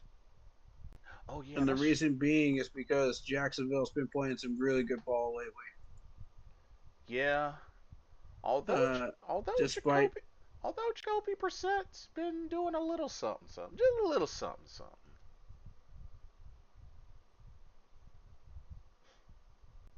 and the Jags just beat the Chargers in a Yes. beatdown. So they're fresh off that I mean, game. Trevor Lawrence doesn't have incredible stats this year, but he's still dangerous. Mm-hmm. This was one of his weaker seasons, They beat the Chiefs but and the Niners. as a team, the Jaguars are still keeping themselves in contention. So Not bad. I'm gonna go Jaguars for the win. Yeah, I just I agree. Cards Harrison out for appendix surgery. ooh, that sucks. Mm, that's definitely not going to help your cause, Arizona. But yeah, I'm impressed with that Chargers win. I'm impressed with the Chiefs win. I'm impressed with the Niners win. Those three really caught my attention, Yeah. and they kept it within 8 of Seattle. So yeah, I'm impressed. Jags, you're starting to do something, but it may be too little, too late. Yeah, With the Colts doing what they're doing right now. but we'll see what happens. I mean, Yeah, they're yeah. they're they're Anything hanging can in there. happen. They're definitely Anything hanging can in there. happen. So, Yeah. so we're both in agreement. Jaguars. Hmm. All right. Falcons at Saints. Falcons, if you don't find some way to beat the Saints, there's something fundamentally wrong with your entire organization. Yeah. Like that dude Um. was saying in that video. Because there's no way. There's no way you don't beat the Saints at this point with that much talent that you have. And they're gonna have to do it with Kirk Cousins, which I'm starting to wonder if Michael Penix is a bust because the dude can't stay healthy. He even had injury woes in college. So You know what I mean? If you knew that going in and you still pick Penix, why would you pick him? yeah, I mean, oh my Like goodness, let's keep it a buck. The Falcons had just given a big contract. to Kirk Cousins. Yes, Yep, right before that pick. that was like the If biggest. I'm Kirk Cousins, I'm going, what the? That was the most shocking pick of the draft. Bro, everybody was talking about that. Yeah, like That made national headlines. It was all over TikTok. It was all over Twitter. It was everywhere. Kirk Cousins was like, all right, we're up in the draft. Wait, what? They drafted the drafted another quarterback? What? Oh, if I was him, I would be livid. He was probably like, Raheem, dude, like, do you vouch for this? Right. Like, I Mister would have Mister immediately texted Raheem and be like, what the heck are you doing, like bro? Mister Blank, was this you? Right. Who was responsible for this pick? I need to know. Like I just got paid and now you're like downgrading me to a rookie? Yeah, Excuse me? I need to know who's responsible for this garbage because I want them in trouble with the right. owner because that ain't it. Yeah, Falcons. If you don't find some way to beat the Saints, you are every bit as trash, dumpster fire, dog water as everybody is saying you are in the Atlanta community. Prove them wrong. Prove them wrong. But we all know Raheem Morris. So Falcons are choke artists. So yeah. I still pick the Falcons, but with a grain of salt. Understandable. I'm going Falcons as well. Definitely going Falcons as They well. better win. They better win. And the thing is, like whoever wins this game plays themselves out of a top five pick. Right. That that's what's hilarious about this. And then the last but not least, what could be game of the week, the Sunday night game, Buccaneers at Rams. All right, we're getting serious about this one. This is where we get involved. We Yeah, get our hands dirty because this is a game we can learn a lot about both of these teams. and So I highly suggest everybody watch this game on Sunday night. You know, we everybody's got to watch it anyway. You know, because there's no other football games on. So not to I would mention, highly suggest it. Rams are on a 5 game winning streak. I got a feeling the Rams are taking this one.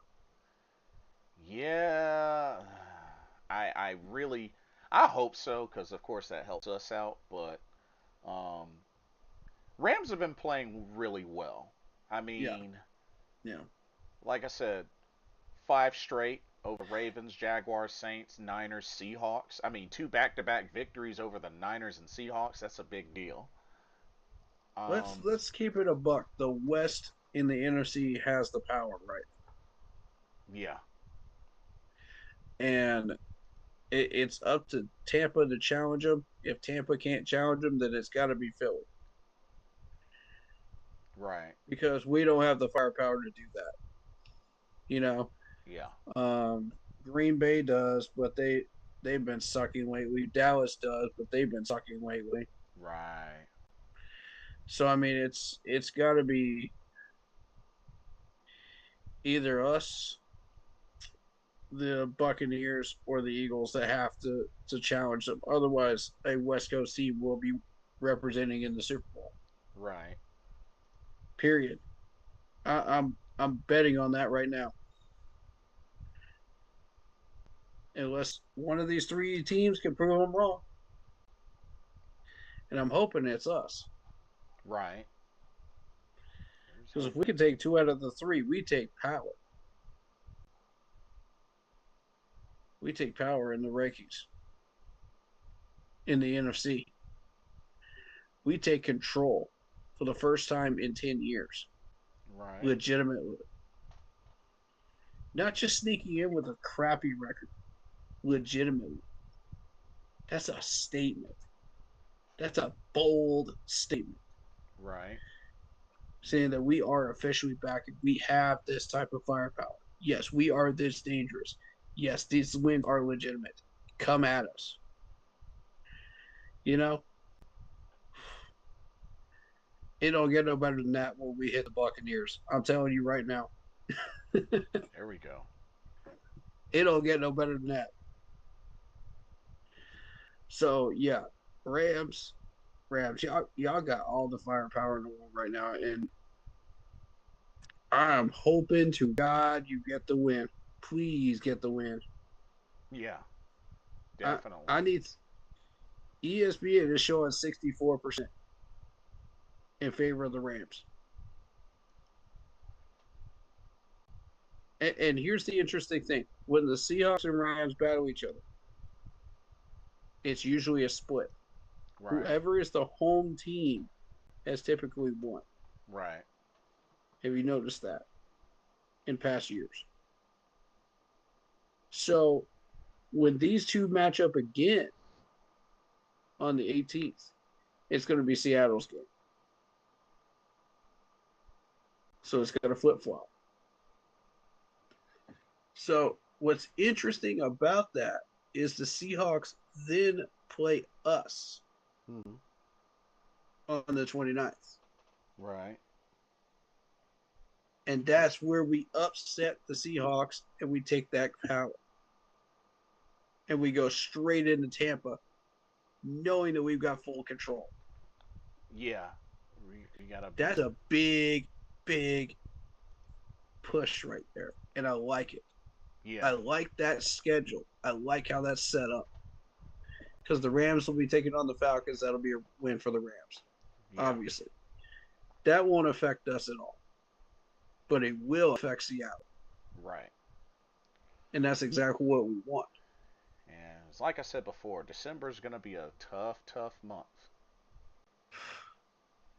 I see the Rams winning the division. Seattle will come in a close second and a wild card spot. Yeah. Yeah, that's a good prediction. They'll be battling with us for the wild card spot. So that's going to be real interesting. Yeah. I Oh think yeah. Rams do take the Buccaneers here on the 23rd. It's in LA. They love their home games right now. They've been winning at home, um, and they got to win against the Colts. Hmm. They battled the Eagles real close. Yeah. They battled the 49ers real close. And it's actually split with the Niners and got the win in San Francisco Right. and a win over Seattle legitimizes their crown efforts. So I think the Rams do take the crown here in the West. Um, so it's mainly Seattle we got to worry about after that. Hmm. Um, I don't think taking the L to the Rams would make that much of a difference for our playoff push. If we take San Francisco, and we drop the Rams game, we come back out, we beat the Saints, and we beat the Buccaneers at home. Yeah. We beat the Seahawks at home, and then it's just the Tampa game in Tampa for the division crown. Well, It now the won't affect us. well now the Saints game, that's on the road. That's on the road. Yeah, but I think we sweep the Saints. Well, So if we sweep the Saints, remember we lost to the Saints. yeah, true, true, true, true. If we split the Saints, Yeah. we beat that. We beat New Orleans. We take care of business there. Yeah. It's division crown time in Tampa. Right. Exactly. Yeah, 11-11 wins. Who's taking it? Battle Royale. Gloves are off in Tampa. Yeah. Man, Definitely gotta. that's what we're all hoping for Right. because I want that. So I mean, if we have to drop one game, it has to be the Rams. I think we're in agreement there, right? Yeah. Yeah. So, but yeah, But if that's we the. somehow manage to beat San Francisco and the Rams, the Seattle game, I don't mind that being our one game cushion because we'll be 100% focused on the Buccaneers throughout that month. Right. Although Seattle would be the last home game of the season, but no, you make a good point. Yeah. So I But mean, either way, we're in a really, really good spot. yeah. I'm very pleased. But that Saints game has to be a win. Yeah. It Oh, has to be. absolutely. Yeah, they That's a cannot. lock in win. The They game against the Buccaneers at home has to be a win. yeah, they better not get swept by the Saints. They Yeah. better not get swept by the Saints. Those two have to be wins. Period. You cannot come out of those with L's. But yeah, that's the schedule. But like I Yep. said, prime time Monday nighter. It's been 2 years, so hopefully I'm Carolina can make it count. Get this win on prime time. I'm So hoping to be up in Charlotte, in a hotel room with the guys celebrating that Niners game. So and watching that game. So that's going to be a lot of fun. We'll definitely all be watching the Sunday night game too, just to see what's going on there. yeah, While and we're partying, but should be fun. yep, and shout out to my friend and coworker Chris Kahn, who's a Panthers fan. We're actually planning on checking out the game over at Fenton after work. That should be really good. Um, it's one of my Sounds favorite fun. hangout areas. So yeah, should be good. And I know shout out to Adam Viden. He's gonna be watching the game while on a camping trip with his family. So that's Hmm. it's pretty cool. But My channel will be live for game day. there y'all go. I But don't know what time we're going live. We might be within an hour of the game. We may be right on time for the game. I'm not sure. We'll see how things roll. I'll post announcements as we go along that day, okay. and you'll know for Um, 100% sure after that. and Ernest Capu chimes in and says 7-5. Let's Let's cheer it hope, on. man. Let's hope. I'm Hey, feeling good. I'm feeling good about it. yeah, this should be good. Should be really good. You feel like we're gonna win? Yeah, yeah. I'm Yeah, I'm yeah. predicting a win for Me sure. too. Me too. Yeah, let's go get it. Make a statement, Panthers. That's my main theme for you guys this week. Make a statement. Yeah, Show them that we belong in this battle. Show them that we are contenders. Show them that we deserve just as much respect as these West Coast teams. there we Show go. them that we can show resilience. Don't let the media tell us who we are. Show them who we are. Let them Exactly. know that we can get this dub, you know? And we have the firepower to do it. So Yes. why not? Let's try it. Let's go do it. Let's go all in. Go You all know, in. we've got nothing to lose here. Yeah. No, absolutely nothing to lose. So uh, the goal this year has always been take back that division crown, regardless. Oh shoot, So let's go get it. Ernest took it up a notch. He says Carolina Panthers make the playoffs this year. Oof. Yeah, I think so too. Let's I get think it. so too, Ernest. Let's go Let's get it. let's get it. Um. So come in with that playoff mentality. Come in with that playoff energy. Come in with that playoff resiliency when you play the Niners. Right. Alrighty. Plug in your socials, bro. All right. So, um, hit that like button, hit that sub button, hit that bell, select all, leave a comment down below if you feel like doing so. And don't forget to check out the Facebook group page. Keep pounding in all caps for in-game posts, polls, opinions, and reactions to NFL news, such as scheduling for the channel and for the Yahoo Sports app. Keep pounding Fantasy Football League. And for the Yahoo, the uh, the YouTube channel is Keep Pounding 3869. That's how you find us if you search it in. Again, that's Keep Pounding 3869. So if you're on Blitz's channel, there you go. If you are familiar with us, you've already heard that like 1,000 times. So there you go. um, but yeah, make sure to check out Monster Sub and Grub out in Spartanburg, South Carolina. Yeah. If you want a tasty sub on game day, the owner's a Panthers fan. He'll hook you up. Of course, you still have to pay for it, but you know yourself. But he'll hook you up with a delicious sub. Tell him we said hi. We had a lot of fun streaming in his restaurant. We'd love to do that again at some point down the road. That was so much fun. Um, and tell them shout out to C3 as well. You know they were there too a week before we got there, Yeah. and that's how we got our opportunity. Um, Shout out to Vinny's Pizza out in Duluth, Georgia. If you're out there in Georgia, go get yourself a tasty Italian pizza. Absolutely mouth-watering, best pizza you will ever eat in Georgia or in the Southeast, in my opinion. Go check it out. Go try it for yourself. Don't take my word for it. Go try it yourself. You'll be glad you did. He's right. Um, it's right next to the Infinite Arena, Energy Arena, so go check that out. I'm not sure what that arena is called now, but they change the name like every year.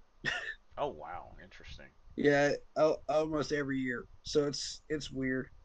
Anyway, that's in Gwinnett, Georgia. So if you're heading to Atlanta or out of Atlanta, there you go. Shout out to all the other podcasters, Panthers podcasters out there doing their thing. C3, Unk 2020, Big Cat's out there doing his thing. You got Shelly. Anybody heard from Shelly Draw? I haven't. Nothing. No, me neither. Hope he's all right. Pat Coltrane. Shout out to P&P. Shout out to Black Cat Panther Podcast. Everybody out here doing their thing, man. I just love everybody, man, that I've met from all these different channels, and it's just one big family, man. Go show them some love. Um, Especially Bleeding Carolina podcast and my man Blitz here, that's under our umbrella Yeah. of the Keep Pounding unit. You know, we do our thing, you know, here. So, um, and of course the Rockstar Report too. Go check him out too. Share the love, man. Share the love. And We aren't just the only podcasters out here, man. You know, and everybody's got different opinions. Everybody's got different ways of doing things. It's cool. Yes, So, indeed. um, shout out to everybody in chat, all new subs and followers. Welcome to the family. Keep pounding Keep to you. pounding.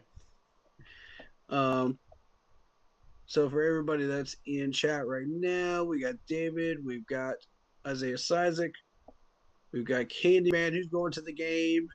Have a great time, buddy.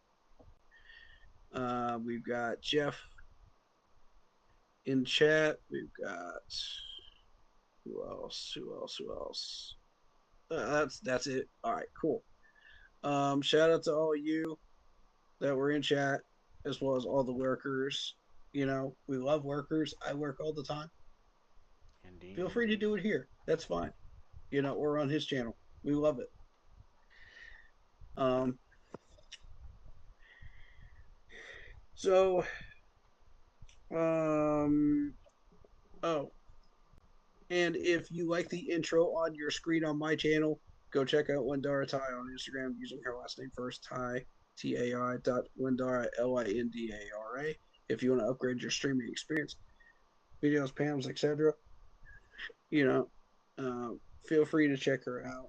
Fair pricing, awesome channel, content, and just awesome in general.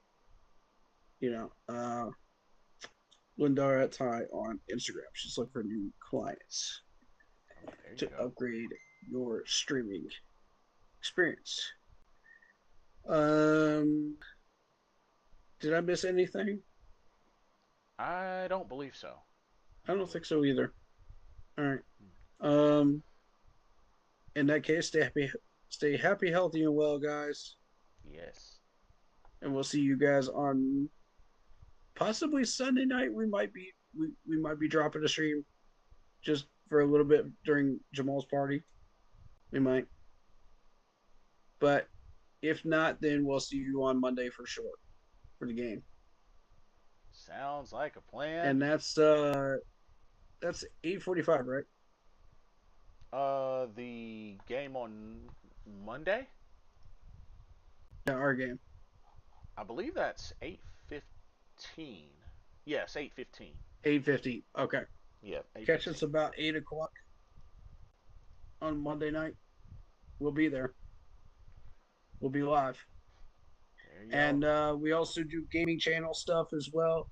So if you guys are interested in either of our gaming channels, you know, and what we do here, you know, just turn on your alerts, Indeed.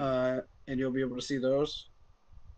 I do other stuff as well with music, so I'll be turning up on that in the spring. So you'll see more of that type of content then. Um, and